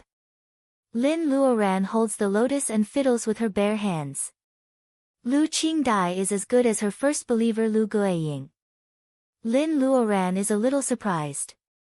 After 3 years, as a gathering vitality cultivator with a divine title, Lin Luoran has learned a lot of common sense. After all, being a devout believer is not just an empty title. She can do much more than what she is doing now. The lotus in Lin Luoran's hand exudes the unique fragrance of plants. She is about to tell Lu Qingdai what she is here for. However, her spiritual mind notices something unusual. You have a guest. Lin Luoran blinks at her. Lu Qingdai is a little flustered. What happens in the next quarter of an hour is unforgettable. Cousin, are you there? It is the voice of her little cousin outside the small courtyard. She has a lively personality and seldom practices politeness. As soon as she pushes the door in, she can see Lin Luoran standing by the lotus pond. Lu Qingdai subconsciously refuses to see mortal heart fairy at this time. If the fairy wants to show up in public, How can she only come to her yard? Lin Luoran is not in a hurry. Until Lu Qingwu's skirt has flashed in the corridor, Lu Qingdai's heart is in her throat. Lin Luoran steps on the ground and floats into the room on the second floor through the window.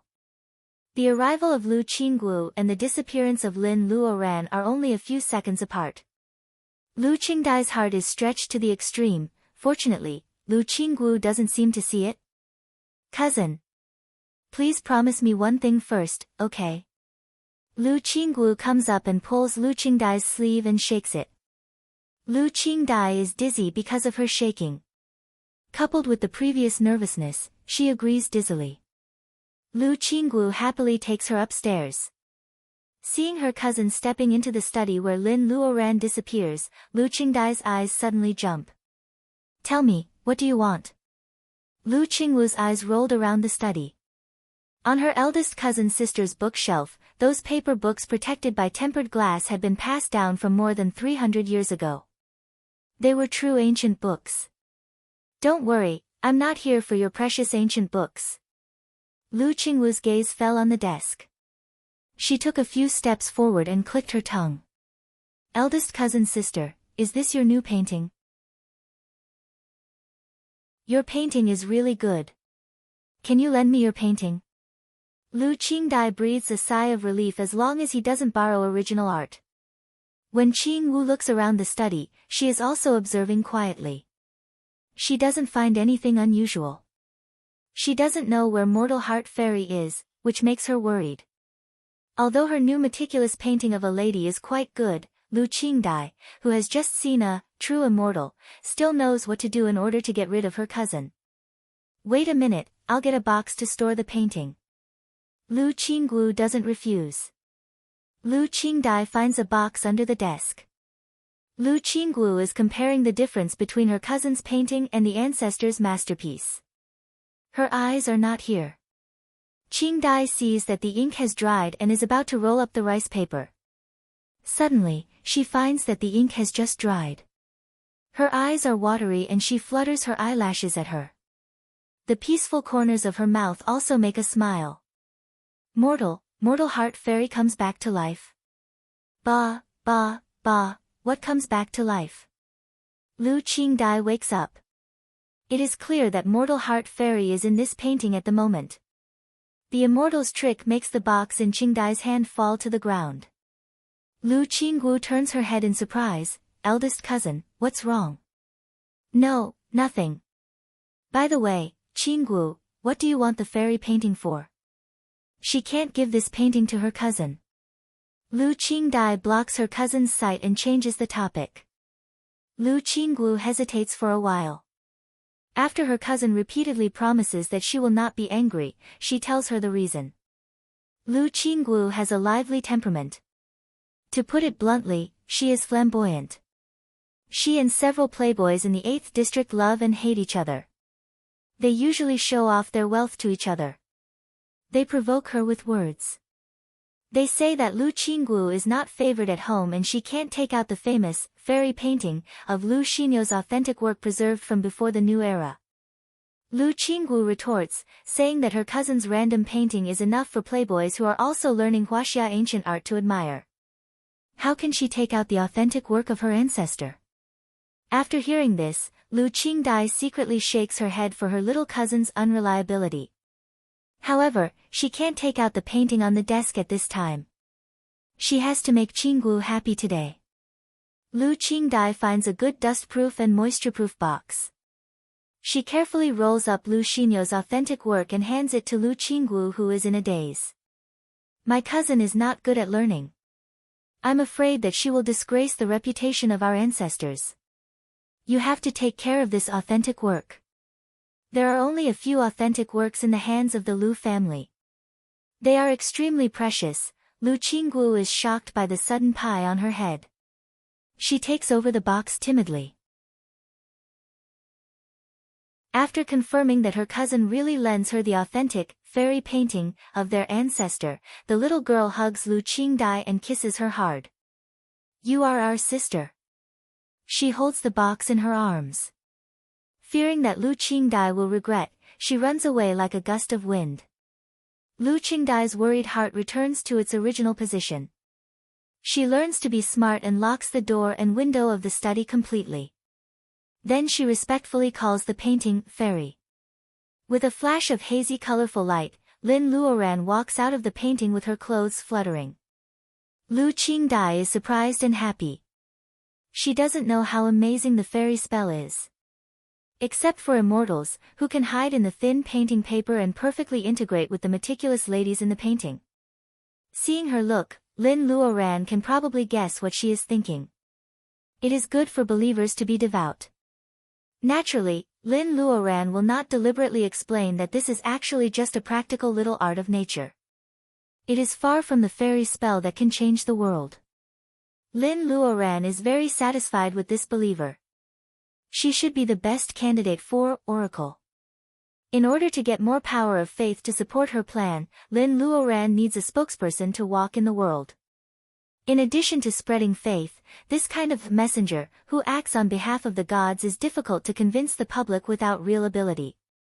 After years of development, the Lu family has already had the reputation of being an oracle. What they lack is only strength. Lu Qingdai, are you willing to worship me for the rest of your life and never betray your faith, whether you will be as bright as stars or as faint as fluorescent light in the future? Lu Qingdai vaguely feels that her choice is closely related to her future destiny. However, as the believer of the Lu family, Lu Qingdai has been instilled with the idea that one day when Mortal Heart Fairy comes to the world again, she can do her best. The so-called most devout believer has faith engraved in her bone. She is willing to work for the immortals she believes in all her life even without any reward. Many thoughts pass through Lu Qingdai's mind. She can't help kneeling and kowtowing respectfully. I am willing. Lu Qingdai, for your sincerity, I will grant you the position of Oracle. You will walk in the world for me, help weak believers, suffering creatures, and spread miracles. Are you willing? I am willing. When Lu Qingdai agrees and says, I am willing, the line of faith connected 5 years ago becomes a broad road. From this moment on, her life is bound to Lin Luoran's. If Lin Luoran lives, she will live to the end of her life safely. If Lin Luoran dies, she will die suddenly. Being trusted like this, Lin Luoran can feel a heavy sense of responsibility. Of course, the duty of a god is not only to take. Fire Phoenix said that there is a kind of blessing spell between gods and the most devout believers. It is similar to the holy spell that Buddhist cultivators use after accumulating merit and faith. However, Lin Luoran's godhead has been condensed for a short time and her holy seal is not strong enough. She can't spread the power of faith for believers to understand by themselves. Only such a one-to-one blessing can produce the same effect. The position of Oracle is full of hardships. You can only experience it in the future. Today, I give you 3 spells of my life as a response to your devout faith. Lu Qingdai raises her head when she hears this. 3 spells. Lin Luoran condenses a light spot on her fingertips and flicks it into the fog between Lu Qingdai's eyebrows. The first spell is the listening spell. You can listen to the heart sounds of spiritual things in the world. The second spell is the true sight spell. You can see through the falsehood of the world and see the truth directly. The third spell is the thunder punishment spell. You can punish evil and protect yourself. 3 light spots sink in one after another. The fog between Lu Qingdai's eyebrows becomes colorful for a moment. What happens to her is so magical. The impact of the blessing makes Lu Qingdai faint directly under the huge stimulation. Closing her eyes, she vaguely hears Lin Luoran's ethereal voice, knives can save people and also kill people. You have mastered the power that ordinary people can't get. I hope you can take care of yourself and don't kill people. Her head hurts so much. Many things are forced into her head. Lu Qingdai holds her forehead and wakes up. It turns out that she is still sleeping on the cold floor. Night has fallen. For a moment, she wonders if the mortal heart fairy she saw during the day is just her illusion. However, the fog between her eyebrows has been opened. 3 light spots are floating in it. Lu Qingdai remembers what Lin Luoran said and the 3 spells of the holy spell. Thunder punishment. She is a little hesitant in her words. The light spot representing the thunder punishment spell rushes to her fingertips in an instant. Feeling the trembling of her fingertips, Lu Qingdai's body can't help but tremble.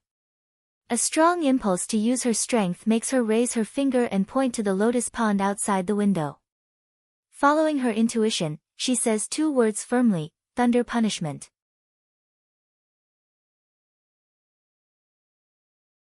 Chapter 488. The alarm of the Lu family's mansion is triggered. Lu Qingdai wakes up with the holy spell.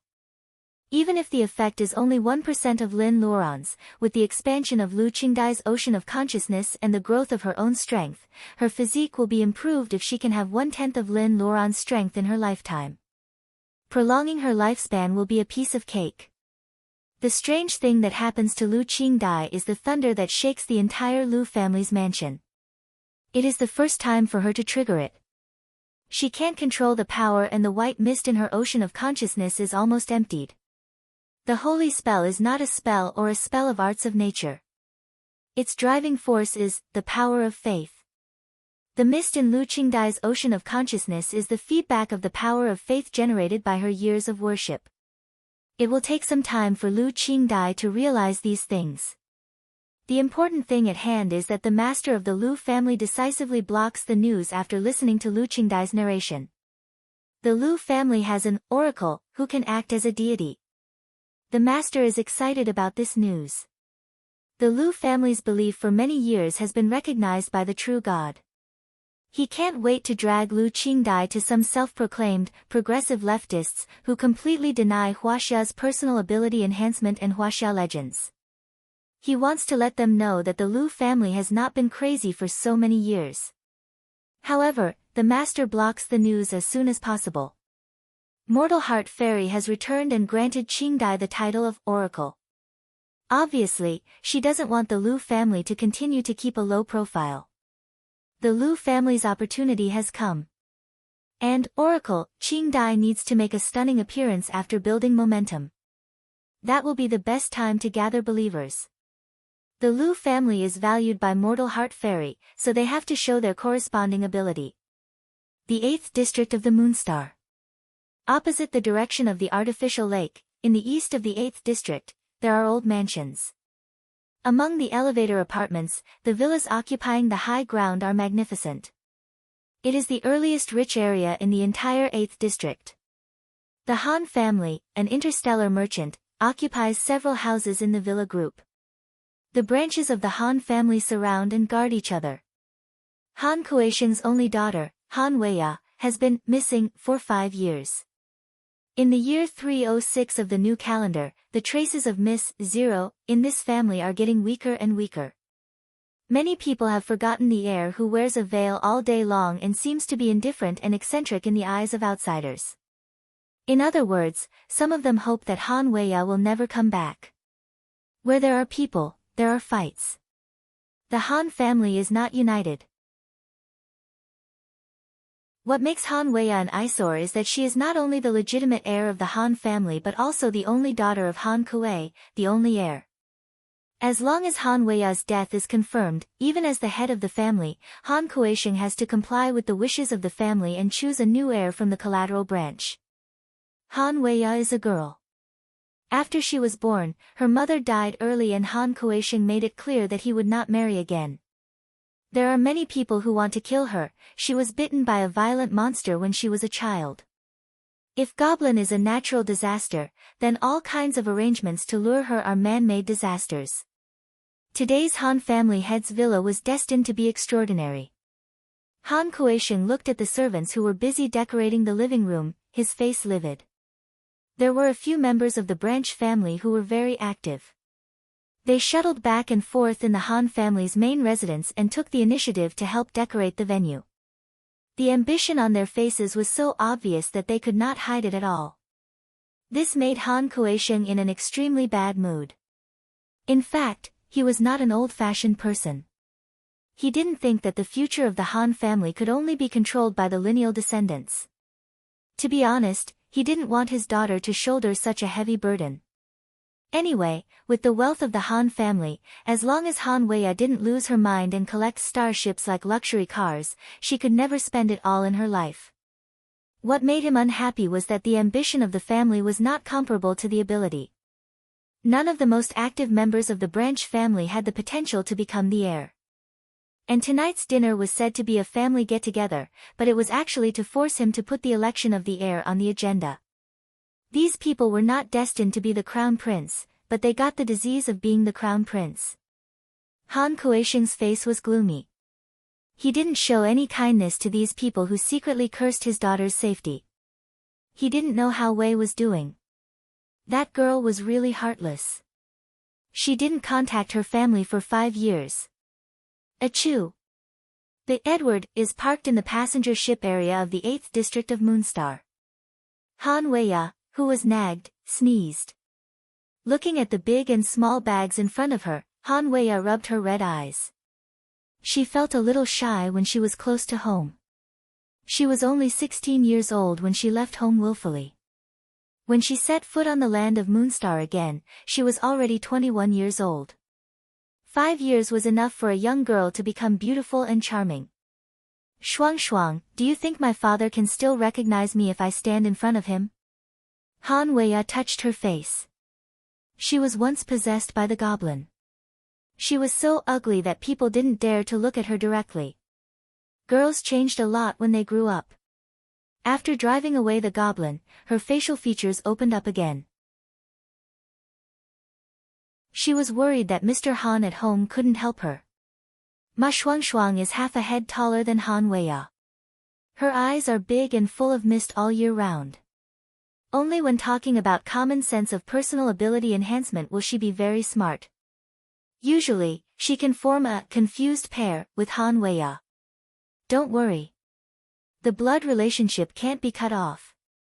Your father can recognize you even with his eyes closed. Come and try this dress.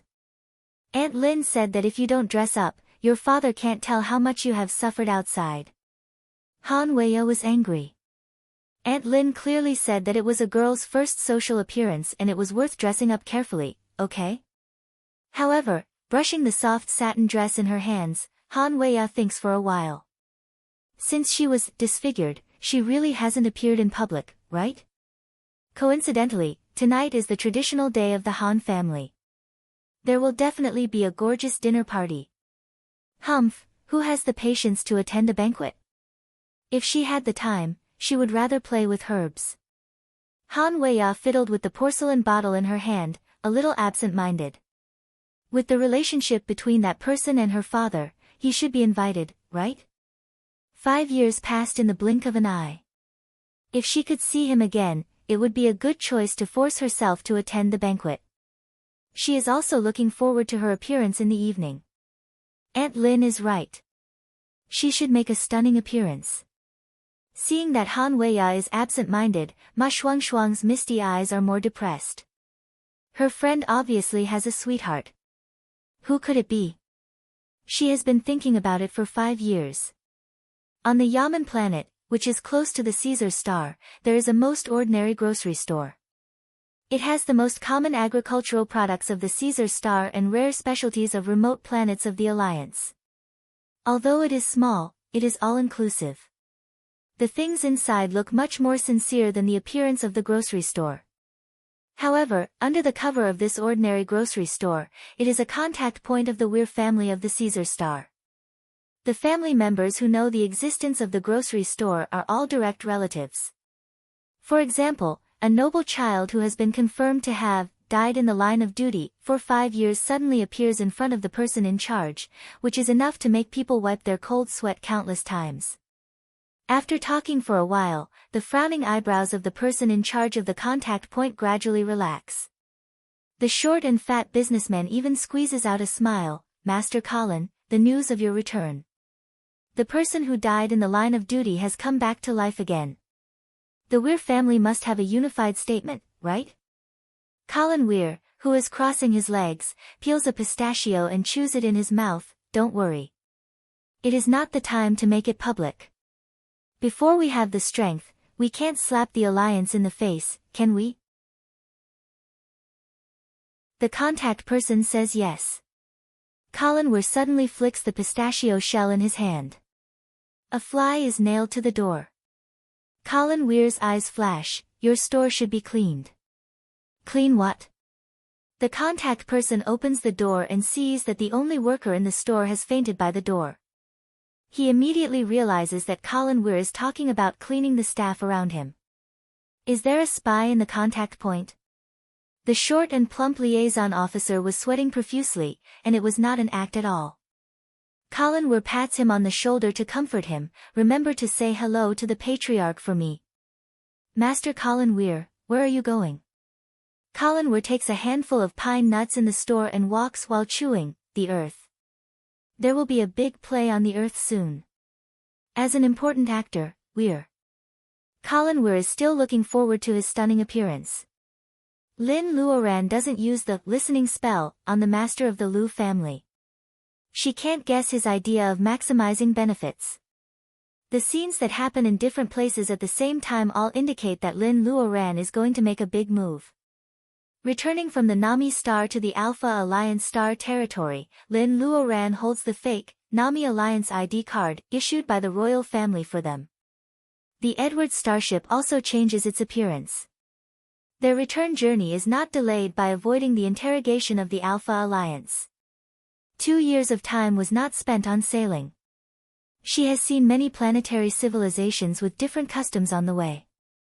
She has also spent countless time in space to figure out and learn the arts of nature supported by the meta of a gathering vitality cultivator, as well as the seemingly useless but infinitely useful holy spells.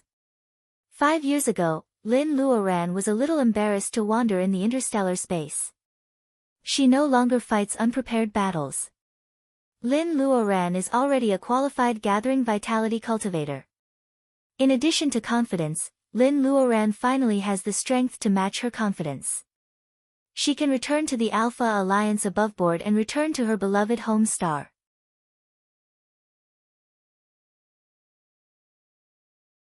Chapter 489. Han's Family Dinner. It's an interstellar merchant family. Of course, the annual family gathering can't be shabby. People come and go in the Han family. Those who can come back are close friends. The wine is fragrant. It's a grand event on the Upper East Side. When they are drunk, a few members of the collateral branch instigate them to mention the old things again. Han Kuei-sheng looks unhappy. These people have some tricks. They invite a powerful senior official in the 8th district to show up. His words are very critical of the Han family's behavior, suggesting that the Han family should have an heir as soon as possible. This senior official is indeed a white man. Han Kuei-sheng casually socializes with him. He is annoyed by this man's arrogant look. He thinks they are still before the new era. His words are full of racial discrimination. Han Kuei-sheng really wants to throw this white official out of the Han family. However, his old friend who he invited earlier doesn't show up for some reason. That person has been successful in his career in recent years. Han Kuei-sheng doesn't have much hope for him to attend the Han family's party. However, at this time, he still hopes that some heavenly soldiers will come from the sky to help him drive away this white official who doesn't know how to read people's feelings. Guests are here. Send 200-year-old ginseng, 200-year-old sealwort, 2 jars of spirit wine, and 2 deep-sea corals. The MC shouts, which makes the Han family surprised. It's hard to buy real elixirs with money these days. Who is so generous? Even the white official feels that it's worthwhile to come here today when he hears the so-called 100-year-old ginseng and sealwort. He is a little overjoyed and decides to talk to Han Kuei-sheng after the party is over. Han Kuei-sheng is confused. Except for Mr. Pang, his close friends are all here. Old Pang is not such a person. Who sent such a valuable gift? The young MC in a tuxedo can't help but secretly look at the guests around him. She is beautiful, but her refined temperament makes people dare not to blaspheme her. Since the Dongting incident 5 years ago, many people in the Earth Federation have embraced the ancient style of Huaxia. They imitate the ancients to learn the 6 arts and wear ancient costumes. There are also many retro costumes on the streets of the 8th district of Moonstar. However, the MC has never seen anyone wearing Han clothes so elegantly. She is a young beauty in a loose robe with long sleeves and a long skirt. She moves gracefully. A faint fragrance of flowers and plants wafts into people's nostrils. She is simple and elegant. Her gift was too expensive, and the master of ceremonies was not sure of her identity, so he called her a guest. Han Weiya has been with Lin Luoran for a long time, and she has traveled all the way. She has seen much more than before. She just wants to give Mr. Han a surprise, so she deliberately gives him a mysterious gift. In her eyes, the gift is very ordinary, but in the eyes of ordinary people, it is a good thing that money can't buy. Thus, as soon as she carried the gift box inside, she had already aroused the curiosity of all the guests present before she even arrived. Everyone stares at the door. Han Weiya's purple dress is so attractive that the unmarried male guests are dazzled and amazed. Even the narrow-minded female guests have jealousy in their eyes, but they have to admit that the young woman in the purple Han costume is so beautiful that it makes people feel ashamed. Han Kuei-sheng has been staring at Han Weiya since she entered the door. The father and daughter have been dependent on each other for many years. The bond of blood makes him suspicious. However, Han Weiya was only 16 years old when she left the earth. Because her face was ruined, she wore a veil all year round and she didn't grow up. The girl in front of him is so much like his daughter. However, both her appearance and temperament are totally different from his memory. After 5 years, his father has aged a little. Han Weiya has completely forgotten the beautiful thoughts she had before she came here. She has no mood to care whether the other person she expected in the venue is here or not. Looking at Han Kuei-sheng's weathered face, tears flow down her cheeks like a faucet forgotten to turn off. Wei? Han Weiya nods and throws herself into Han Kuei-sheng's arms. Dad, I miss you. All the scenes Han Kuei-sheng had imagined can't compare to this, Dad. The slippery businessman holds his daughter and doesn't know what to do. Thousands of feelings come into his heart at the same time. What? Is that Han Weiya? There is a buzz in the venue. Some members of the Han family who have bad intentions only feel that they have been hit hard by someone. They are so angry that they vomit blood. However, they have to rush forward to show their loyalty and congratulate Han Kuei-sheng and his daughter on their reunion. Han Weiya's sudden appearance amazes the single male guests and frightens the unruly clansmen. This party of the Han family is really a happy one and a sad one. At the same time, in an office in the 8th district, Mr. Pang has just finished a large number of documents on his desk. He looks up at the time and pats his forehead. He is so busy that he even forgets Han Kuei-sheng's invitation. He doesn't know if he can catch up with Han Kuei-sheng now. Mr. Pang stands up and tidies up his clothes. He is about to call the secretary in. The secretary has been working for him for 7 or 8 years and has become more and more stable. She opens the office door breathlessly. Mr. Pang, she is back. Mr. Pang can't tell whether he is happy or sad. He washes his face and asks, who is back? The secretary steadies her breath, Han Weiya who disappeared with that man 5 years ago. Mr. Pang's towel falls into the basin. He wants to leave immediately, but years of political career calms him down. Mr. Pang gradually smiles. Except for Han Weiya, is there any other abnormalities in the 8th district today? The secretary thinks for a while and tells him the strange thing that the Lu family's mansion by the artificial lake was struck by lightning this evening. Mr. Pang lowers his head and smiles widely. No wonder that man transferred him to the 8th district. There are 2 families here who are related to Mortal Heart Fairy. Sure enough, they can get the news the fastest. Since there is news, it is time for him to move his position, right? Pang Xianzhong sends the news here. This time, he won't miss it by accident, right? Lu Qingdai soon receives Lin Luoran's voice. On the 15th day of the 8th lunar month, on the traditional Mid-Autumn Festival of Huaxia, there will be a Miaoyin spell conference on Mount June. What Lu Qingdai can do is to spread this news as much as possible throughout the Federation and encourage believers to go to Mount June on that day. Even if the island can't fit all the believers, they should gather in Dongting City. Miaoyin Spell Conference? Just from the name, does Mortal Heart Fairy want to preach Taoism? Lu Qingdai naturally doesn't refuse. After seeing Lu Qingdai's ability, the entire Lu family, who originally disapproved of the family's purpose, also acts quickly as if they have been injected with chicken blood. Of course, it is unknown whether they suddenly change their nature or they are greedy for the so-called holy spell. Gathering all believers will be a grand event. In the new era, the Earth Federation still strictly controls the flow of citizens. How to make thousands of people believe in the Lu family and how to make them pass the approval smoothly and gather near Mount June Island is not a simple thing. As an oracle, Lu Qingdai has to cooperate with the plan of the Lu family's think tank. Through premeditated coincidences, she shows her magical ability.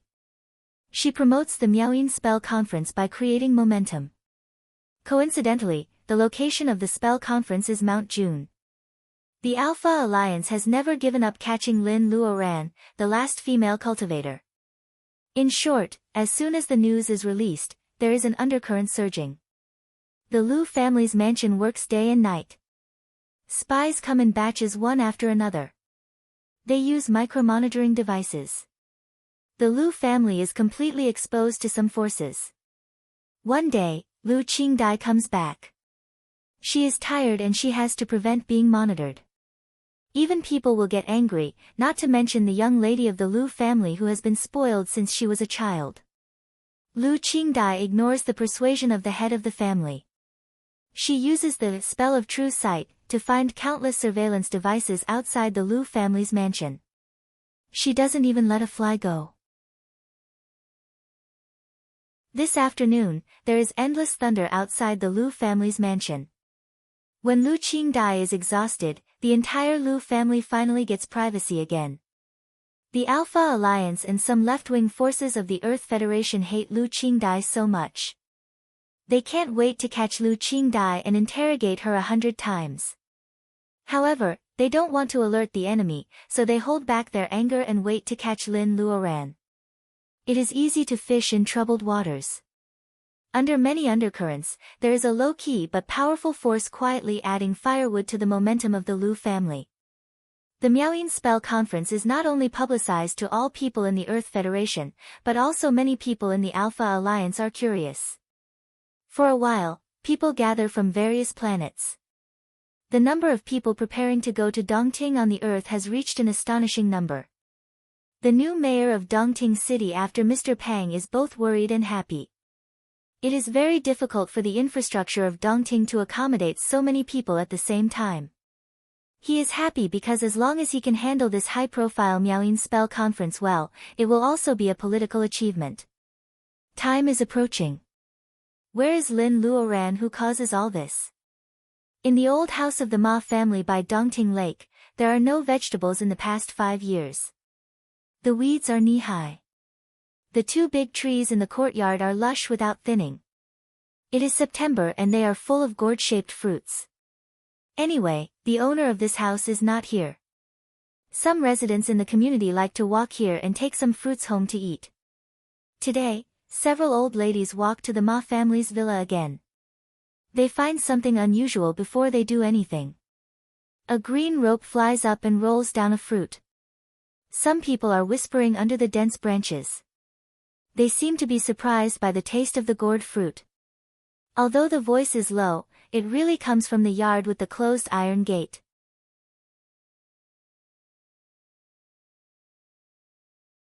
Chapter 490. On the Mid-Autumn Festival, people and the moon are full. Ancient emperors have a ritual system of offering sacrifices to the sun in spring and the moon in autumn. The Mid-Autumn Festival has been recorded in Rites of Zhou. Later, nobles and literati also follow suit. They worship the full moon in the sky during the Mid-Autumn Festival to express their feelings. This custom spreads to the people. In the Tang dynasty, the Mid-Autumn Festival has become a fixed festival. It prevails in the Song dynasty. In the Ming and Qing dynasties, it has become one of the most important festivals in Huaxia. Thousands of miles away, people can also express their feelings of missing their loved ones by the bright moon. Of course, this is Huaxia before the new era. Since the war that almost destroyed the Earth's civilization, the sky has always been filled with dust particles. The survivors on the Earth have never seen the bright moon again. As time goes by, the Mid-Autumn Festival is gradually forgotten. However, the Mid-Autumn Festival in the year 306 of the new calendar is always different. This day is recorded in the notes of literati of the Earth Federation and unofficial history legends. No matter how the literati think, they all remember one point, the Miaoyin Spell Conference. When the clock crosses 12:00 on August 14th, the 15th day of the 8th lunar month has not officially arrived. Many people who pitch tents by Dongting Lake can't sleep. Because there are too many people coming to the spell conference, the accommodation in Dongting City can't be occupied. Although some people live in private houses, a small number of people choose to pitch tents by Dongting Lake. The lake water is clear and the willows are green. Living by the lake is no worse than living in a hotel. As of August 14th, more than 400,000 people have poured into Dongting because of the Miaoyin Spell Conference. Half of them are people of the Alpha Alliance from various planets. These people are too idle. They just want to watch the fun and rush to Dongting City. There are cultivators on the Earth who have peeped at the genetic secrets of the human body. They can prolong their life by cultivation. This is confirmed by the Alliance. However, can the absurd legends on the Earth also come true? Many people come with this kind of curiosity and the mentality of waiting to expose the scam. Mount June Island is crowded. It has long been surrounded by those who arrive first. There is no open space for them to stand. Later people open the way with crystal coins. If they can't buy a nearby place, it is also good to rent a ship from the Dongting government to approach the island. If it doesn't work, they can occupy the high ground and lock on Mount June Island with binoculars. Several interstellar TV stations of the Alpha Alliance condescend to come here. They install countless cameras and strive to shoot a 720 degrees omnidirectional live broadcast. Their advanced equipment makes the TV stations of the Earth Federation very angry. Speaking of which, this is clearly a grand event of the Earth Federation. Why does the superior Alpha Alliance come here? The legend of Mount June Island was also dug up. The hosts of each station talked nonsense to catch the audience's attention first.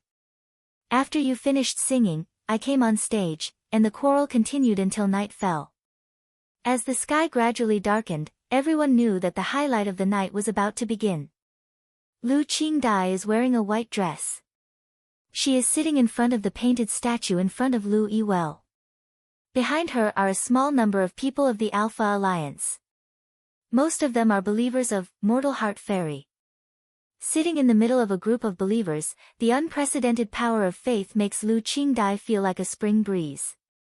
She resisted the urge to use the listening spell in front of the statue. Although she wanted to know how sincere these believers were, her behavior was always disrespectful. In an office in the 8th district of Moonstar, countless paper wall TVs are set up. They take turns to broadcast the so-called exclusive news of each interstellar TV station. The environment is a little noisy, but the gentle Mr. Pang is standing with a little respect that is not well hidden. The Huaxia man leaning on the sofa has been staring at the paper wall TV for a whole day. He seems to be tireless. Mr. Pang is a little helpless. You can go to Dongting. Mr. Pang can't figure out why the Huaxia man and his power can occupy the most advantageous position on Mount June Island. Why does he have to work so hard? The Huaxia man stares at the wall without looking back.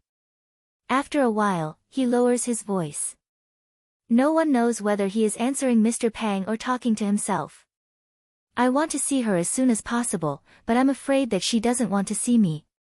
Xianzhong, do you know why I chose you when there were so many people competing in the academy? Speaking of the past, Pang Xianzhong becomes more respectful. He was a student from a poor family. His parents died and he only had one elder sister to rely on. They were so poor that they couldn't even afford the negligible tuition fees of the Federation. It was the man in front of him who chose him and let him study.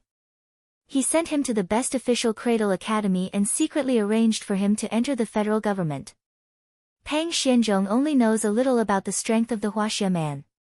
His benefactor is very influential. It is said that he is not only involved in the Alpha Alliance but also other alliances in the galaxy. And Pang Xianzhong is not the only beneficiary. What does it matter? It doesn't prevent him from being grateful. That was my lucky day. It is rare for Pang Xianzhong to abandon the hypocrisy of a politician. His words are very sincere. The Huaxia man smiles in a low voice, because your temperament is very similar to a person. Pang Xianzhong is stunned. The voice of the Huaxia man is getting lower and lower. Even Pang Xianzhong can't hear the latter words clearly. The person who was so annoying in the past doesn't seem so annoying now. However, it's okay to have a similar person. It's better for you to die. The corner of the Huaxia man's mouth moves. He has smiled, but his smile is a little bloody, which makes people feel uneasy. Hello, everyone. Welcome to Capo Channel 2. I am now in Dongting City, a rank 1 member star of the Alliance. At 8:00 in the evening, there is no movement at the so-called spell conference. Similar to the live broadcast reporters, the false believers are restless.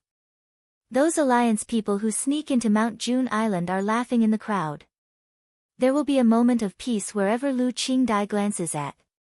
However, Mount June is not small and there are too many people. There are always corners that she can't take care of. She also feels a little serious in her heart. It's not because she doesn't trust Lin Luoran. She is just annoyed that these people don't respect Mortal Heart Fairy. Qingdai, don't waste your energy on other people's thoughts. A clear female voice rings in Lu Qingdai's ears. Lu Qingdai quickly responds. She stands up and kowtows to the painted sculpture 3 times. Believer Lu Qingdai welcomes the fairy. As she takes the lead, believers on Mount June Island are the first to shout. The sound spreads out and the lakeside is buzzing for a while. It's the response of the group voices on the lakeside embankment. Some grinning Alliance people also cheer. After 3 shouts, there is no movement around Mount June. They can't help but sneer. Could it be that Mortal Heart Fairy is too shy to see people? It's obviously a lie. I came here in vain. Haha, I heard that the hairy crabs in Dongting Lake are good. It's not a waste of time. Let's ask the mayor of Dongting for some specialties. Lu Qingdai clenches her hands so tightly that her nails almost pierce into her flesh. These people make her have the impulse to throw thunder punishment spell and kill them all. The hour hand just points to 9:00.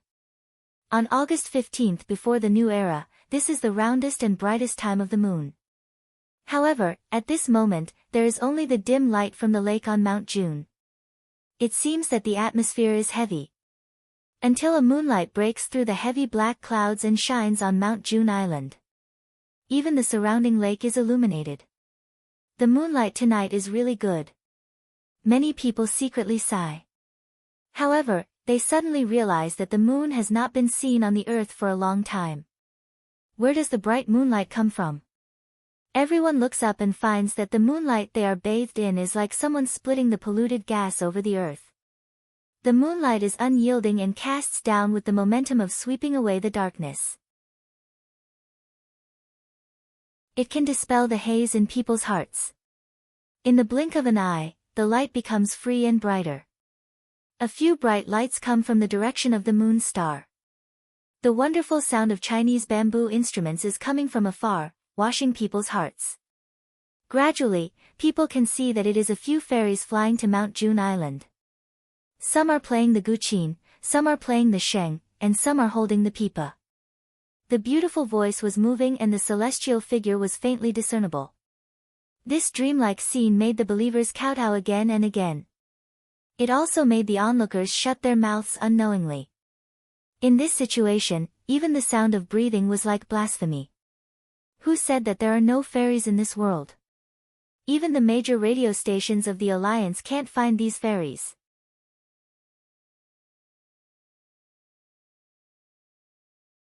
Chapter 491. Which one is Mortal Heart Fairy? The older believers look again and again. The fairies who are playing the music are so beautiful that people don't dare to look at them directly, let alone see their faces clearly. However, with just a glance, most people know that Mortal Heart Fairy is not among them.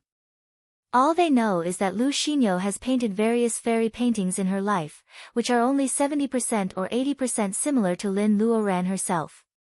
Those fairies playing music are extremely beautiful, but they are not Mortal Heart Fairy. The music is so moving that people can't have any evil thoughts. The female fairy playing music is smiling like a flower. Even her hair is extremely beautiful. At this moment, many people on the scene are intoxicated by the music. The anxiety caused by the long wait is soothed by the music. Outside the venue, in the live broadcast, because of the time difference needed for the signal to transmit back, even the nearest member star of the Alpha Alliance from the Earth has just played the scene of the moon rising from the clouds and fairies playing music. After the song is played, the moonlight is still the same. The female fairy playing music is still smiling. When people come to their senses, she still disappears. There is still the fragrance of flowers in the air, proving that the real female fairy just flew down and fell into the mortal world, still no Mortal Heart Fairy. There is some commotion in the crowd. Lu Qingdai looks around. Mount June Island is shrouded in the cool moonlight. It is full of light. The bustling crowd has already scared the birds on the island away. The colored sculpture standing in front of Lu Yi well ripples like water. Some people still notice the change of the sculpture and hold their breath. First the hands and feet, then the dress and shoes are dyed by the water little by little. Until the facial features are revealed, people close to the well find that the colored sculpture in front of the well is alive. Lin Luoran ties her hair up meticulously tonight and wears an emerald jade crown on her head. She breaks the tradition of Huaxia ancient costumes with a man's crown and a woman's hairpin. It is simple and elegant. The face shape is completely exposed, which makes her profile more perfect. Her eyes are shining like stars. Fairy. Lu Qingdai is the closest and she is the first to come to her senses. Everyone wakes up from this kind of freehand landscape feeling. They can't help but step back. It is a kind of blasphemy to get too close. A halo softer and whiter than the moonlight shines on Lin Luoran. She nods to Lu Qingdai calmly and then opens her palm. She puts an unknown seed under her feet at random. Filming equipment from various planets of the Alpha Alliance perfectly witnesses the myth of the Earth. The seed is planted by Lin Luoran. She suddenly turns around and smiles, "Who can lend me some water?" Lin Luoran's voice is not loud, but not only on the island, but also on all the boats on the lake, and the citizens on the embankment can hear it clearly. Lin Luoran is like a clear spring running through people's hearts. She is more approachable and kind than they think. However, why does Mortal Heart Fairy suddenly ask everyone to borrow water? A middle-aged woman who was sitting closer to them boldly took out her own glass of water. The reinforced glass is half full of drinking water. Lu Qingdai takes it and hands it to Lin Luoran. Except for Lu Qingdai, who is a little closer to Lin Luoran, there is already a circle of 30 feet around her. Lin Luoran looks up at the crowd. How can the fragrance of osmanthus be missing in the mid-autumn moonlight? You all come from afar. This osmanthus expresses my gratitude. The water in the glass is poured down and the silver wire falls to the ground. The seed on the ground is soaked in water. Green light spots like fireflies scatter around. Under the watchful eyes of everyone, the seed takes root and germinates in just a few seconds. It grows branches and leaves. It is no taller than a person. In the blink of an eye, it becomes a osmanthus tree as thick as two people's waists, covering an area of more than 10 meters and more than 15 feet high. The branches of the osmanthus are full of buds. Until these pale yellow osmanthus blossoms, the strong fragrance of the osmanthus pervades the entire Mount June Island and then drifts to the lake and the shore. Believers are shocked. Even those allies who come to watch the fun and make trouble and interstellar TV stations who come to expose the truth are stunned and speechless because of the scene in front of them. Lin Luoran doesn't know when she has gone to the treetops. Looking down from above, the spell conference is full of people. Including the shore of the lake, there are no less than hundreds of thousands of people. When she stands at the highest point of her sight, virtual projections everywhere project her whole body on the light screen from several angles. When she looks down, her face is as beautiful as jade and she is alone in the world. In the strong fragrance of osmanthus, Lin Luoran casts a little spell to dispel the pollution gas that has been lingering all year round. A full moon emerges from the clouds. Looking from the lakeside, the moon hangs low on the sparkling lake and becomes a quiet background hanging behind Lin Luoran. In this situation and this scene, only the arrival of an immortal can make such a scene. So beautiful. A young man whose hair is dyed in various colors murmurs to himself, which makes everyone angry. It is not only the people who are beautiful but also the lake and the moonlight. It is the Miaoyin spell conference that allows them to enjoy the osmanthus flowers under the moon. In the new era, they have a real mid-autumn festival. Her eyes are still so bright. In Pang Xianzhong's office in the 8th district of Moonstar, the Huaxia man seems to be immobilized the moment he sees Lin Luoran on the screen.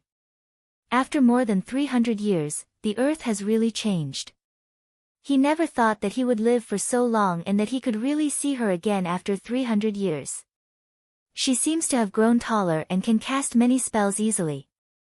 It can be seen that her personal ability has also improved a lot. Normally, no kind of love can withstand the sharpening of more than 300 years. However, he left his hometown in anger when his love was at its peak. He couldn't get what he wanted. The huge distance between them, the drastic changes of the earth, and the barrier of 300 years make his heart so hot that it is difficult to melt. She has become the cinnabar mole in his palm. The Huaxia man lowers his head and smiles bitterly. It is a pity that he can't see her again. If he does, she will definitely draw her sword and kill him with her temper. Evil light flashes in his eyes. Even if they turn against each other and are no longer in the same camp, it is better than the 3 words, Mu Tian Nan, becoming an insignificant memory in the corner of Lin Luoran. Mu Tian Nan leans on the sofa and drinks up a glass of red wine. As time goes by, old friends are hard to find.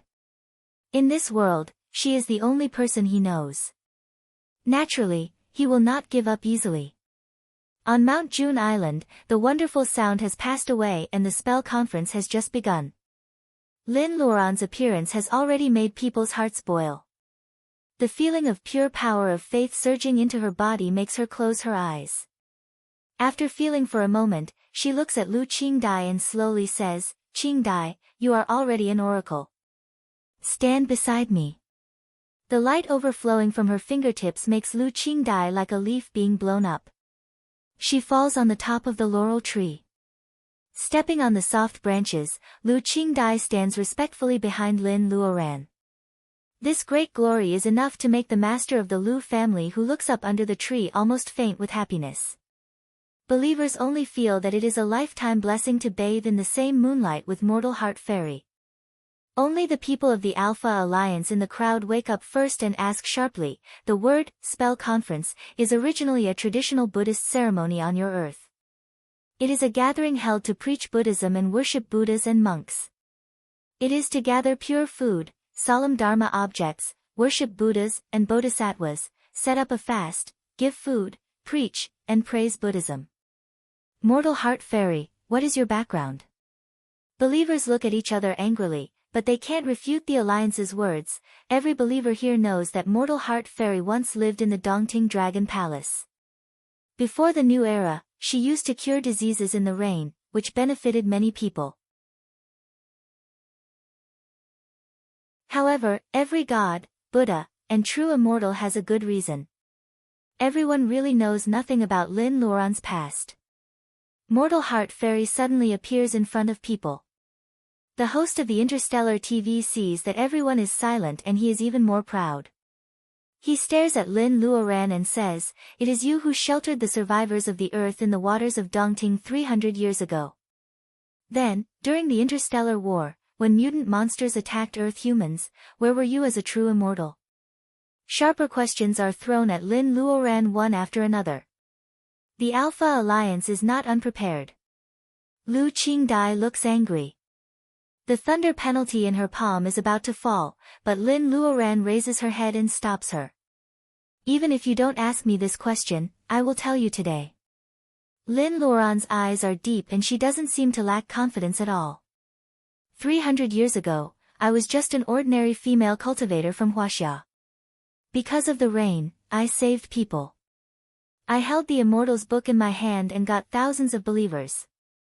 On this Mount June Island, in front of Lu Yi Well, I apotheosized myself as Mortal Heart. I was in charge of the waters of Dongting within 800 miles.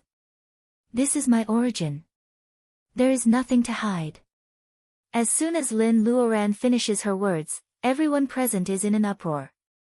Hearing the keywords, ordinary female cultivator of Huaxia apotheosized herself, people can't tell how they feel. Some people are disappointed, some people are confused, and some people are shaken. A new immortal who just proved Tao for more than 300 years. Lin Luoran's words almost tear off the mysterious veil covering her. She draws the moon out of the clouds, fairies play music, and drop seeds into osmanthus layer by layer. The people of the Alpha Alliance are excited. People of the Alpha Alliance are happy. The Alliance is not afraid of cultivators making trouble. It is afraid that some cultivators will bewitch people under the banner of religion and make the Alliance fall into internal chaos. After all, the Alpha Alliance has studied the history of the Earth for many years. It still knows that it is very difficult to deal with religion. Lin Luoran doesn't seem to worry about the reversal of the situation. She looks down at everyone from above the osmanthus. She is not affected by the mutiny, but her tone has been raised.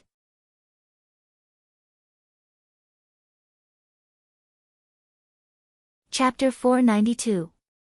When Lin Luoran says, "evil intentions," her smile is impeccable.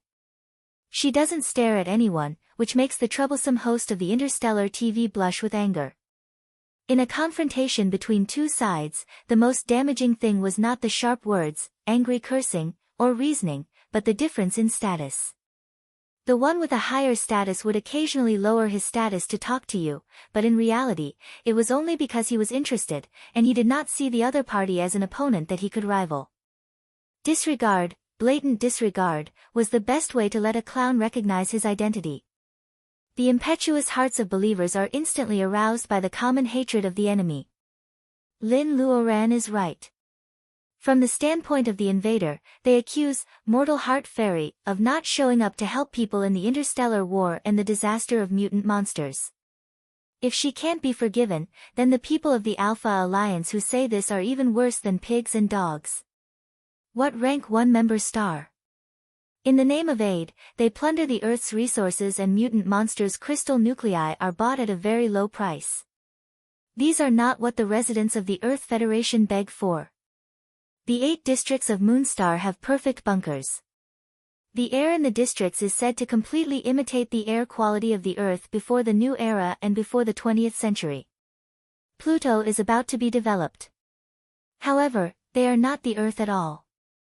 The humans on Earth who were born after the new era had never enjoyed the wind that belonged to nature. Mortal Heart Fairy has never shown up.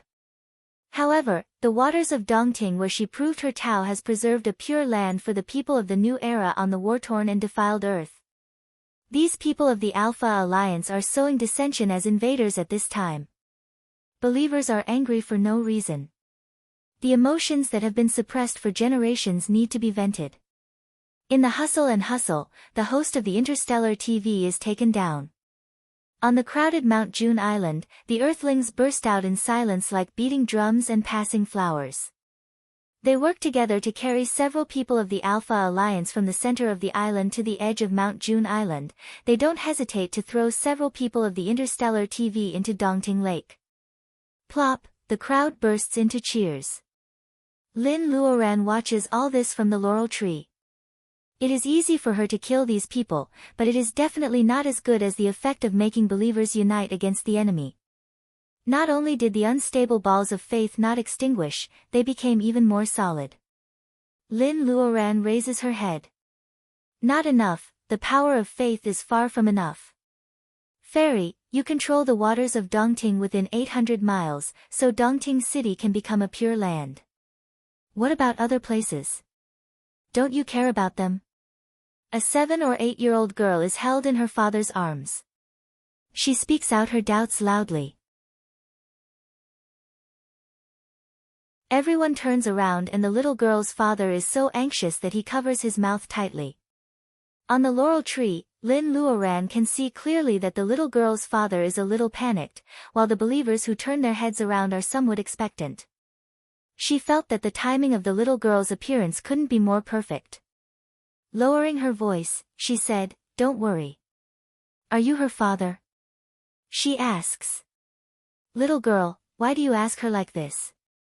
The child's father let go of his daughter's hand. The little girl's eyes were black and bright, full of spirit. "Because Dad said that our ancestral home in Hebei is now occupied by mutated beasts.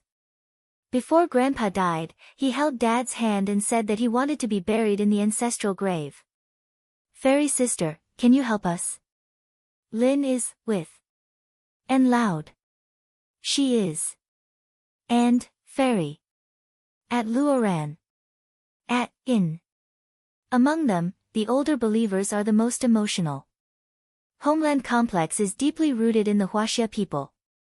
They are old and can't stay in their homeland for a long time. Being buried in their homeland is like returning to their roots. My hometown is Jinling. Xinjiang. Anhui. Nanling. Every time Lin Luoran says a place, people respond to her. Everyone looks at Lin Luoran with surprise in their eyes. It turns out that they are not the only ones who miss their homeland. Among them, there are Caucasians and Africans. Lin Luoran doesn't know how they become Lin Luoran's followers. People of the Alpha Alliance look at each other. Civilization is developing too fast. Interstellar navigation is too easy. They have seen too many beautiful scenes in the universe. Most of them can't understand what kind of obsession Earthlings have for their destroyed homeland. Before the new era, the wasteland that was covered in dust and stinky water was still a beautiful blue planet with 70% of its surface covered in water. Even though it had been overexploited and neglected before the new era, it was still a beautiful blue planet with 70% of its surface covered in water.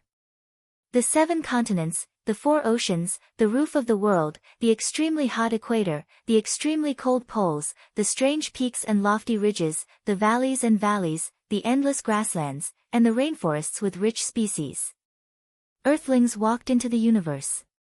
In the long years to come, they would find planets that were more beautiful, larger, and more suitable for living, but there would not be another planet in the universe like Earth, which had witnessed the glory, suffering, and history of humans on Earth. The bright and charming starry sky was there, and Earthlings only wanted to find their home. Lu Qingdai has been standing behind Lin Luoran without saying a word.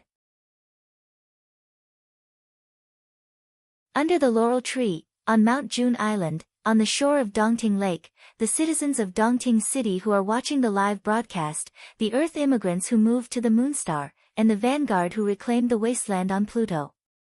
8 out of 10 people who watch the live broadcast are infected by this sad atmosphere. Lu Qingdai remembers the hometown of the Lu family, Jiang City. The little girl who caused all this looks around with her black eyes. She doesn't know what happened to her grandparents, uncles, and aunts around her. Lin Luoran knows everything. She is infected by such emotions. Even with the personal ability of gathering vitality, she is also touched for a while. She chokes back her sobs and says softly, "Although I proved Tao in Dongting, I used to be a person from the center of Chuan province. The land of abundance and the beautiful mountains are now the same as Huaxia and other places on the earth. It is all scorched earth with fierce beasts. Therefore, your wish is also my wish. The people of the Alpha Alliance who come to watch the fun don't dare to make trouble again. Although Lin Luoran's tone is light, it is filled with boundless coldness. I am just a little god in charge of a water area. My magic power is low. 5 years ago, I was forced to leave the Earth by the Alpha Alliance. But today, 5 years later, I am back. I am back and stand with you. I am back and stand with you. Some people are crying, and some people bow their heads and cry silently. People who have not experienced the destruction of their country, invasion, colonization, and being the lowest rank 1 member star citizen, will never understand this kind of feeling. Please believe me. Lin Luoran is shrouded in the hazy moonlight. She doesn't feel it yet. However, a speech with a script is totally different from sincere words from the heart. Her side face looks extremely holy at this moment. Her whole body seems to be covered with moonlight. The lake, the moon, and the osmanthus tree are all overshadowed. Please believe me, I will do my best. Lin Luoran doesn't say it out, but she has already gotten a response. Faith groups like fireflies fly up from the residential buildings in Dongting City, from the moon star, and from Pluto. They are faster than sound and faster than light.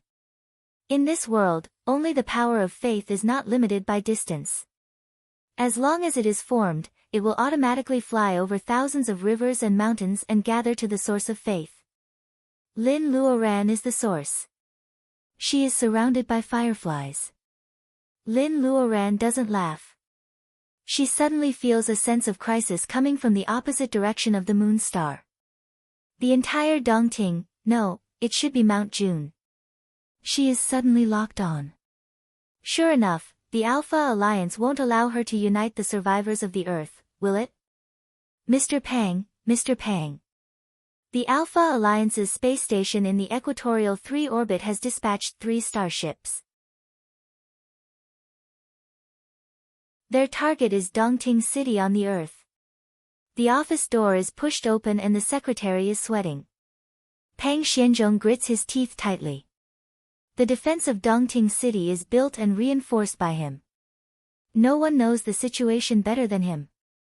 There is no way to fight against 3 starships. The Alpha Alliance has endured for 5 years.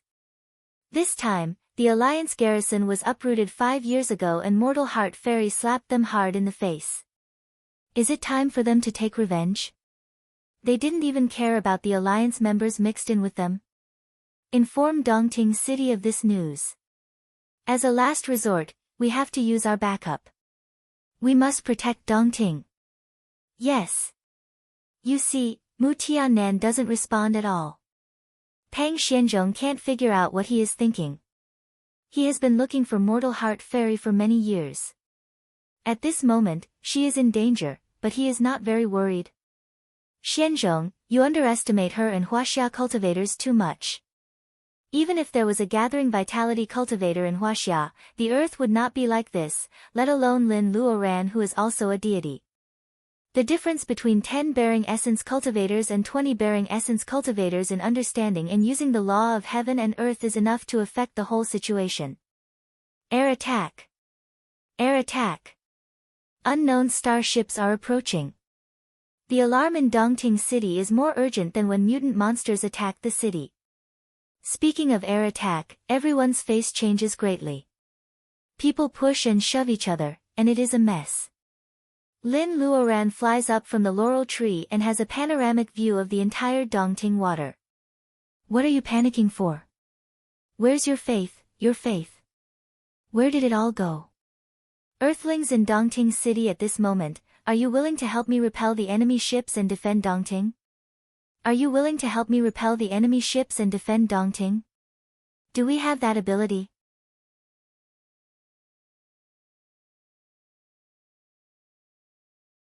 Chapter 493. The sharp siren of the air raid interrupts the unfinished steps of the Miaoyin spell conference. Lin Luoran is not worried but happy. Lin Luoran was still worried about how to add fuel to today's spell conference in order to achieve her goal. Now she doesn't know what's wrong with the decision-makers of the Alpha Alliance. They actually made such a stupid move. The Alpha Alliance is too impatient. After today, they have countless opportunities to bring her down. They can't watch her win over the people's hearts. They even want to kill her at her most glorious moment to save the face she lost 5 years ago.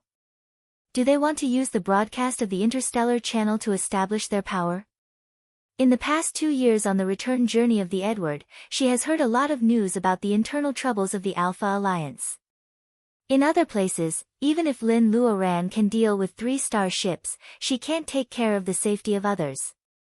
Unfortunately, this is Dongting, Mount June Island, Lin Luoran's Taoist field. The priesthood in charge of a water area doesn't just work without getting paid. People's hearts have just been united. She is the Taoist field of apatheicized. She has the right time, the right place, and the right people. Since the Alpha Alliance wants to add the strongest stroke to the spell conference, she can't stand it if she doesn't accept these people's death. Are you willing to help me repel the enemy ships and defend Dongting? Lin Luoran's question is formal, passionate, confident, and at ease. She doesn't seem to be panicked. She even uses a little art of nature to confuse people's minds in the question. The effect is very good. The defense deployment of Dongting has been activated and the army has been dispatched. The panicked people are shocked by the confidence in her words. They remember that they are not without support. As the last paradise on the Earth Federation has invested the most money and energy in Dongting City. Although the Earth is only a rank 1 member star, the defense of Dongting City is more than that. More importantly, they still had a mainstay here. No matter when Mortal Heart Fairy becomes apatheicized, she said that she is in charge of the waters of Dongting within 800 miles. When Lin Luoran is about to speak, the 3 starships are already visible to the naked eye.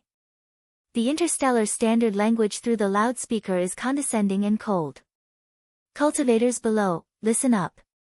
You have violated the interstellar criminal law of the Alpha Alliance in 5 years.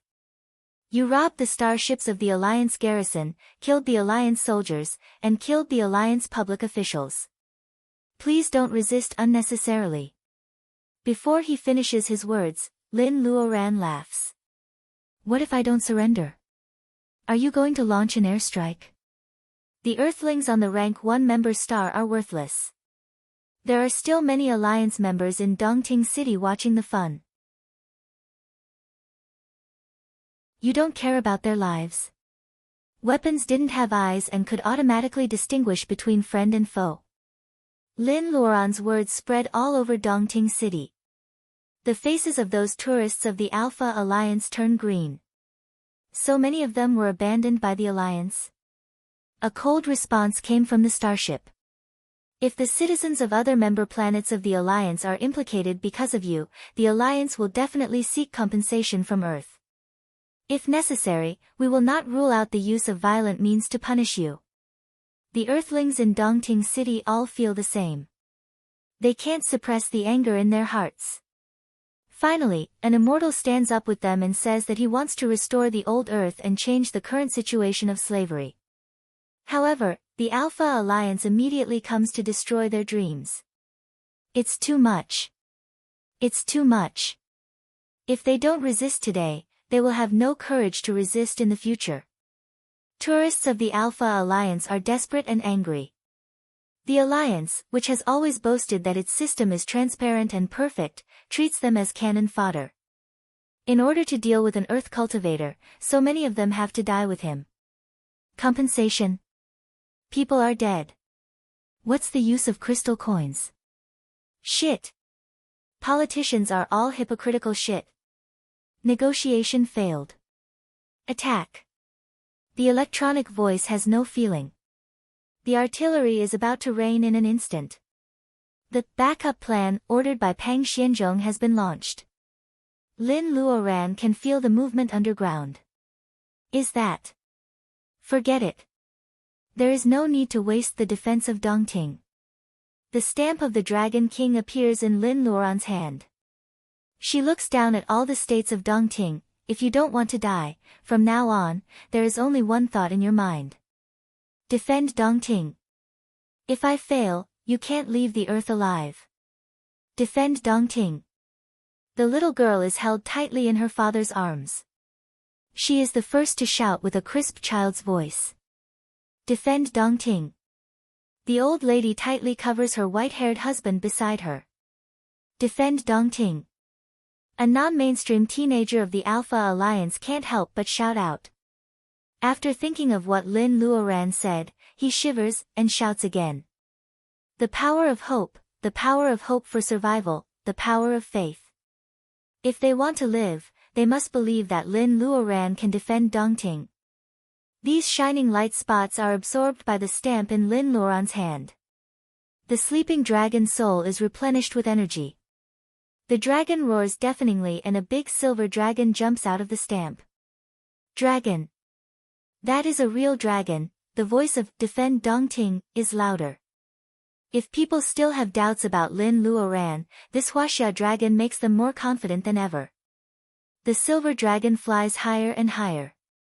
Before the artillery fire hits the bunker over Dongting City, the place where the real dragon hovers makes a complicated and huge stamp with the power of faith. The surging silver dragon and the swarming power of hope interweave into the strongest defensive wall in the world. The artillery fire falls. Some citizens close their eyes tightly and shout, Defend Dongting, at the top of their lungs.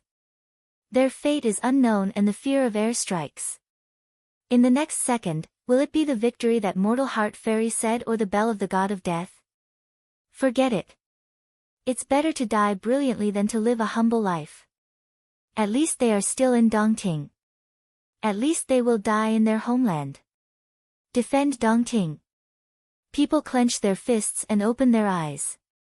Young people, old people, and their mother tongues suddenly appear. Finally, the intensive artillery fire launched by the 3 starships falls on the thin translucent cover. The stamp is as stable as Mount Tai. None of the artillery fire breaks through the defensive cover.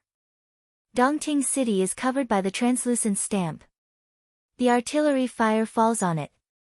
It is more brilliant than any spring festival fireworks in Huaxia before the new era. Lin Luoran looks up at the prosperous city. The stamp has been completed. No attack can break this defensive cover unless it is a true immortal on the Dragon King of Dongting. No, maybe even a true immortal has to avoid the attack at this moment. It is not the stamp of the Dragon King, the former Dragon King, or Lin Luoran who wins, but these mortals who have never been taken seriously by cultivators like ants. Lin Luoran's mind moves and the bright sword is already in her hand. She suddenly disappears in the air. When she reappears, she is already standing outside the stamp. The shock wave of artillery fire hitting on the protective cover of the stamp makes the heat billow. Lin Luoran holds the bright sword and stands in the wind. Bathed in the fire, Lin Luoran returns from Penglai a few years ago. She saw the upheaval in the center of Chuan and the ruins of Lin's house. Her hostility is completely stimulated. Her eyes are red. At this moment, she has deviated from the right path, killing. Only blood can sacrifice to this scorched land. Sacrifice to the heroes' cemetery by Dongting Lake. Sacrifice to the little fatty Ma Ming and Sixi of the Mu family who are sleeping in it. Sacrifice to the compatriots she knows or doesn't know who died in the war. Sacrifice to this once beautiful planet. Lin Luoran splits a small airship with her sword. When she is about to jump to the top of the starship, a blue sword light slides from the southwest like lightning.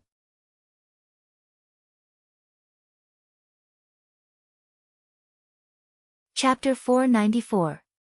A sword comes from the west. The one flying on the sword is Baojia. Lin Luoran is stunned and she is almost hit by a cannonball. She doesn't know that Baojia has returned to the earth. It seems that Baojia has arrived earlier than her. She also doesn't know when Baojia learned to ride on the sword. What makes her uneasy is why Baojia is here at this time. Baojia rides on the sword and sees Lin Luoran staring at the direction of her flying from with a blank face. Baojia pulls Lin Luoran away to avoid an attack from a tricky angle. How dare you be distracted at the moment of life and death? Lin Luoran tentatively calls, Baojia. Baojia raises her narrow eyes, no. No, it means that she didn't remember the past when she went to the center of Chuan province. It doesn't matter. Whether she remembers it or not, she is here to fight side by side with her at this time. Lin Luoran only feels indescribable pleasure in her heart. Everything goes well today and the Miaoyin spell conference goes smoothly. At this critical moment, Baojia suddenly appears and pretends to fight side by side with her. How long has she been thinking about this day? The hilt of the bright sword in her hand is hot as if it wants to break away from her. Is it because the snow sword is also here? Lin Luoran turns her head and smiles at Baojia. Let's go to the starship. Seeing that Baojia nods without thinking, Lin Luoran knows that they are thinking the same thing. Why destroy these 3 starships? Don't feel sorry for God. Lin Luoran takes Baojia and disappears on the spot. Water-like ripples appear in the gunfire and dense airships. The 2 of them ride on the sword and shuttle among the gunfire airships. They are the 2 most dazzling scenes above Dongting City. When they appear again, they are already on the starship. Lin Luoran draws a strange circle with her right hand and a door appears on the shell of the starship. She takes Baojia to fly in and the door disappears. The silvery hull is still there. Earth cultivators invade the starship. Danger! Danger! The alarm is sharp and the direction where Lin Luoran and Baojia appear is almost full of holes. Baojia breaks away from Lin Luoran's hand. I don't need your help. Lin Luoran feels that Baojia's behavior is extremely childish, but she doesn't say much. She points to 2 entrances and tells them to go left and right respectively. Baojia nods and chooses right first. Lin Luoran comes in from the left. After reaching the level of gathering vitality, she doesn't use the 5 elements escape spell at all. Instead, she uses the materialization gate to enter freely, which is the wall-passing spell. Although it is not as widely applicable as the 5 elements escape spell, it is absolutely silent and the detector won't find any abnormal data. Lin Luoran's spiritual mind sees that Baojia is going to the central control room. Lin Luoran doesn't grab her but clears the obstacles along the way. She takes care of the stubborn resistance in person.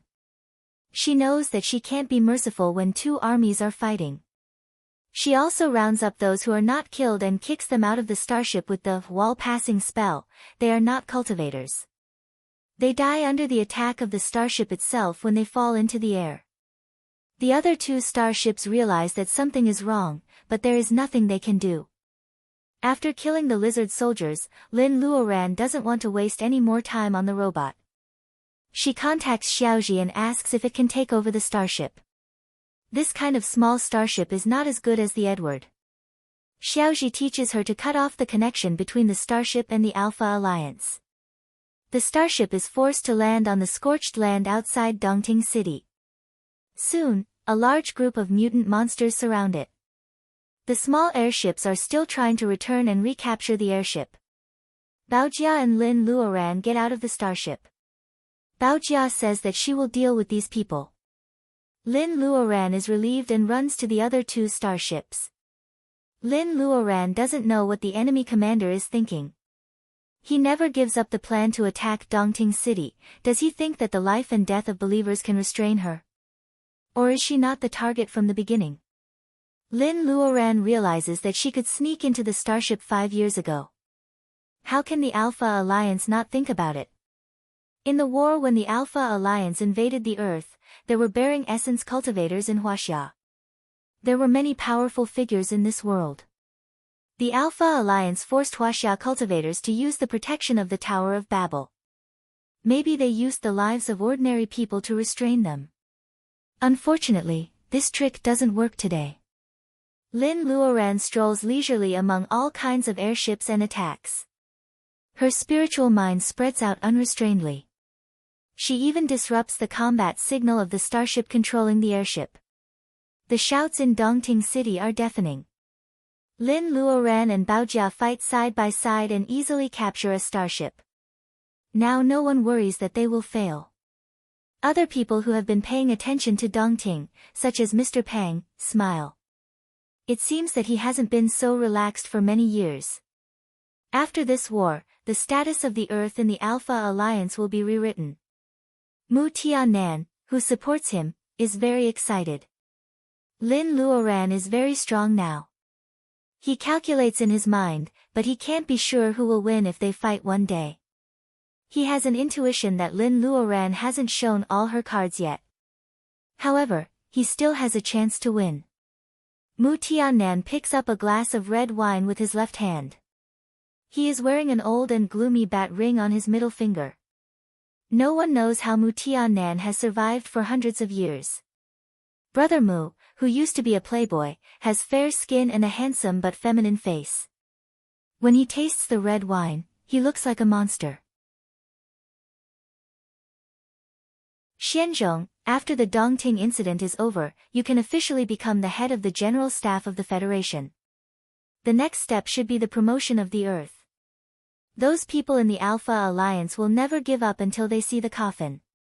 In the General Senate of the Earth Federation, Peng Xianzhong has just reached the age of 45. Except for the special period of the reconstruction of the Earth at the beginning of the new era, it is rare to see such a young member of the General Senate. In 5 years, Peng Xianzhong has gradually become a mainstay from a rising political star. The equipment of the interstellar TV is too far away and Lin Luoran moves fast. Mu Tiannan watches for a while and then stands up. Are you leaving? Mu Tiannan nods, they will win soon. Peng Xianzhong sends Mu Tiannan all the way out. He gets on the small airship parked on the rooftop and tells Peng Xianzhong that he doesn't need to see him anymore. The airship slides out of the rooftop and flies out of the bunker through a special channel. It flies to the starship hidden in the void. It is not the time to meet them yet.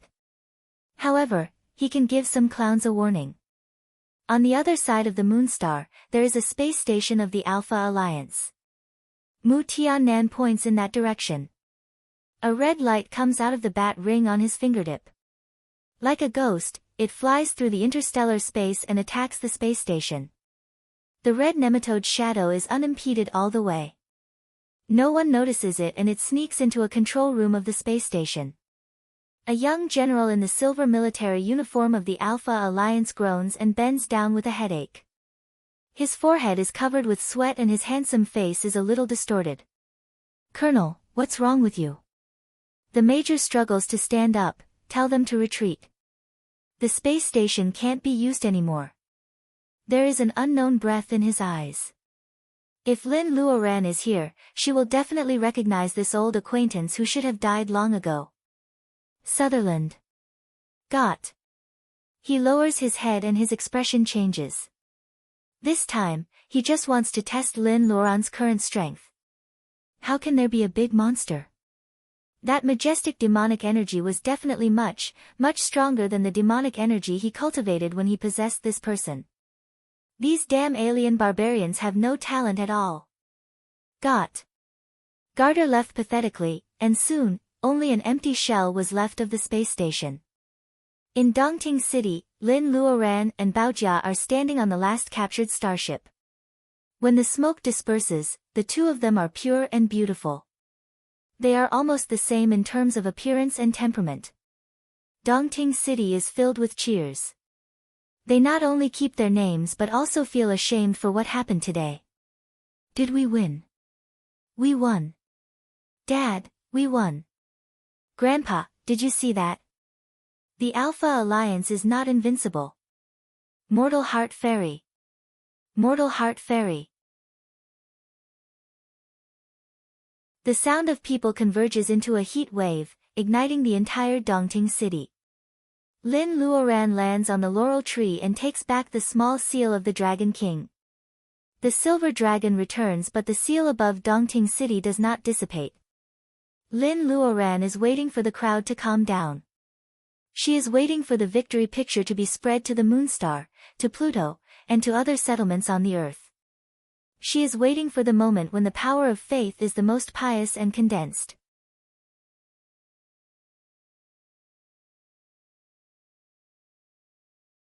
Chapter 495. In this world, there is only one way to build the Taoist root for mortals. The power of faith is endless and omnipotent. It is not mixed with any hypocrisy. Except for the end of the world, she has to preach and absorb believers step by step. She may not be able to build the Taoist route when Mrs. Lin's life is over. But today, all the people are united. They have almost turned Dongting into a city of faith. Han Weiya and Will. If Colin Wu can build the Taoist route at this time, he has to thank the Alpha Alliance. Thank you everyone. Lin Luoran lowers her head and says to herself. Only Lu Qingdai, who is very close to her, can hear these words. Lin Luoran doesn't lie. Faith is mutual. Without the wholehearted trust of these people, she can't keep Dongting. She can't build the stamp above Dongting City either. Lin Luoran closes her eyes and feels the strong power of faith. Dongting has really become her Taoist field. As long as the faith does not collapse, the stamp will not disappear. It will automatically defend when attacked. At this time, Dongting City is immersed in cheers. Baojia has left with a sword. It is the most critical moment. Now is not the time to look for Baojia. She returns to the earth and they will have many opportunities to meet. Lin Luoran whispers a few words to Lu Qingdai and disappears. Mortal Heart Fairy suddenly disappears from the laurel tree. People on Mount June Island are very shocked. On the lakeside, the Earth Federation watching the live broadcast is at a loss for a moment.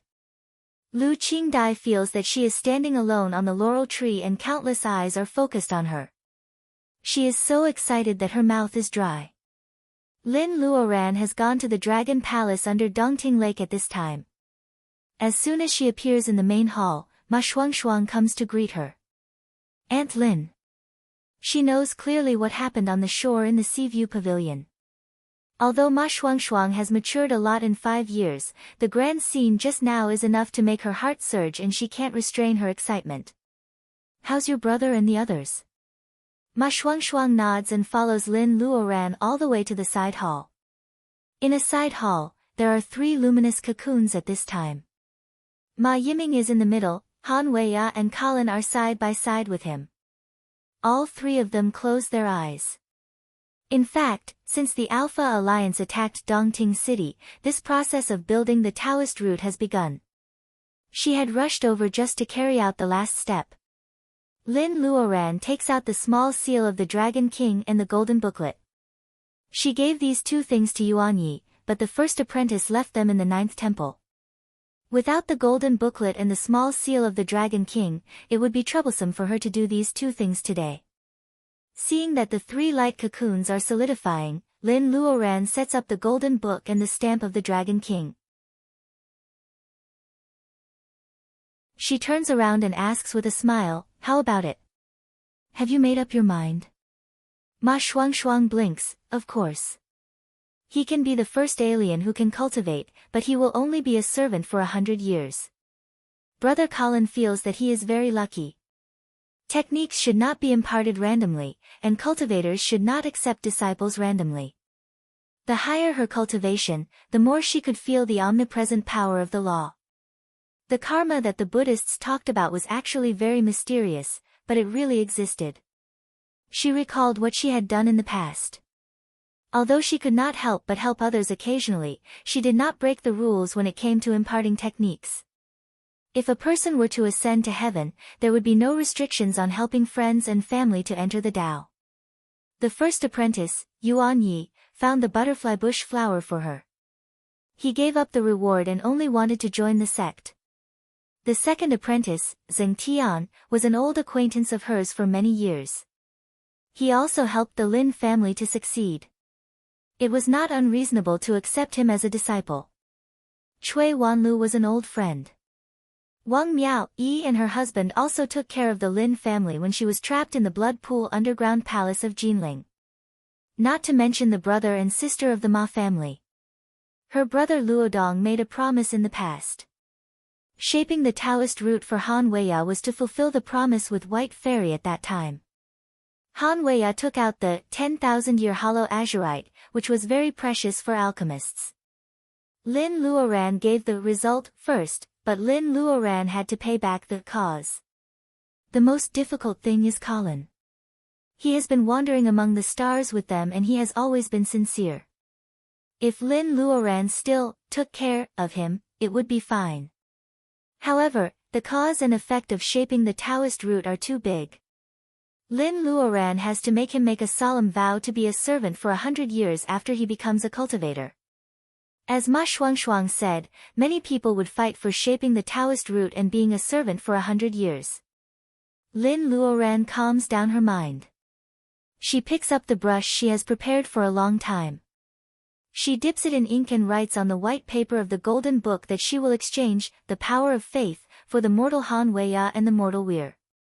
Colin's request to shape the Taoist root. As soon as the ink dries, Lin Luoran has picked up the stamp of the Dragon King and solemnly stamped it. She is a little nervous. Although the method mentioned by Cyan Phoenix is not difficult, few gods have done this since ancient times. On the one hand, the power of faith is precious. They may not sacrifice for mortals. On the other hand, ordinary gods may not have the amount of power of faith she gets today. Time passes very slowly. Ma Shuangshuang's heart is in her throat. It feels like a few minutes or a lifetime. The handwriting on the white paper of the golden book disappears and flies into the sky. Even Lin Luoran's heart is beating fast. Her request has been sent to heaven, not to the broken heaven, but to the law of Tao. The golden book and the stamp of the Dragon King, including her request, are all a kind of procedure. The first two are just things of the heaven. They become tools to transmit information because they are contaminated with fairy energy. The so-called equivalent exchange is all in her request. Exchange with the power of faith for the mortal Han Weiya and the mortal Weir. Colin Weir shapes the Taoist root, a golden light shines from the sky and goes straight to the Mount June island of Dongting. At that time, Lu Qingdai is acting as an oracle. She conveys Mortal Heart Fairy's next plan to believers. Suddenly she is bathed in the golden light, which makes Lu Qingdai more worthy of being an oracle. The golden light ignores the barrier of the Dragon Palace and finally shines on Lin Luoran. She feels that most of the faith light groups in her ocean of consciousness are suddenly taken away. She hasn't had time to refine the new power of faith she got today. Tao of nature takes advantage of it. The illusory pavilions in her ocean of consciousness are dim and even the fly Apsara's painted sculpture is a little shaky. The price is so high. Lin Luoran's face turns pale. She almost thinks that her godhead will be broken on the spot. The golden light finally stops absorbing. Her whole body is stiff. She barely hits the three of them with the golden light. She only has time to say, building the foundation, and then she passes out. Before her spiritual mind is separated from her five senses, she feels that Ma Shuangshuang catches her. As for what Ma Shuangshuang shouts in her ear, she doesn't hear it. Lin Luoran seems to hear someone calling her an idiot in a daze. She feels the voice is very familiar, but she can't remember it for a moment. The golden light twines around Ma Yiming, Han Weiya, and Weir. Colin Weir moves around the three of them. A force seems to be replicating or stripping something from Ma Yiming's body. Until the golden light disappears, the three of them fall heavily to the ground. Lin Luoran has slept for 7 days. She doesn't dream. When she wakes up, she still feels a little headache. She tragically finds that she can use her spiritual mind, but she can't peek into the ocean of consciousness for the time being. Thinking that someone called her an idiot before she passed out, she shudders. Now thinking about it, it seems to be the voice of the man in robe who taught in her dream. No way. In her impression, how can such a person be flustered and exasperated? Lin Luoran feels that she has an auditory hallucination. She opens the pink light cigarette curtain and 4 pairs of eyes stare at her with tears. Aunt Lin. Mississippi, Ma Shuangshuang hurries forward to pull up the curtain. Lin Luoran laughs, I am not so sick that I can't get up. After asking about the situation, Lin Luoran is a little happy. It seems that building the foundation is feasible. Come on, let me see your attributes. She waves her hand to attract Reiki of the 5 elements of heaven and earth, surrounding Han Weya and Weir. By Colin Weir's side. Taking Ma Yiming as the template for building the foundation, the two may have the Taoist root of 4 elements. If they are lucky, it will be a surprise if they have the 2 elements with the least Taoist root. She doesn't take Ma Shuang as the template because she has the Taoist root of 2 elements. As a result, the person who is going to build the foundation may only copy one of her Taoist root and become a genius of a single element. This is too amazing. Lin Luoran has no confidence at all to succeed. She can't even enter the ocean of consciousness with 4 elements. If she has a single element, she might as well kill herself directly. Reiki molecules of the 5 elements fly around Han Weya and Colin. The Taoist root determines their future of personal ability enhancement. Before the result is found, both of them are extremely nervous. You're tuning into the Blissful Bookshelf YouTube channel. We're so grateful for your support, and don't forget to subscribe to join us on this incredible journey through captivating stories. Your generosity through donations truly makes a world of difference, as it's the primary source of revenue that allows me to expand and enhance this channel for you. Thank you from the bottom of my heart for being a part of this adventure.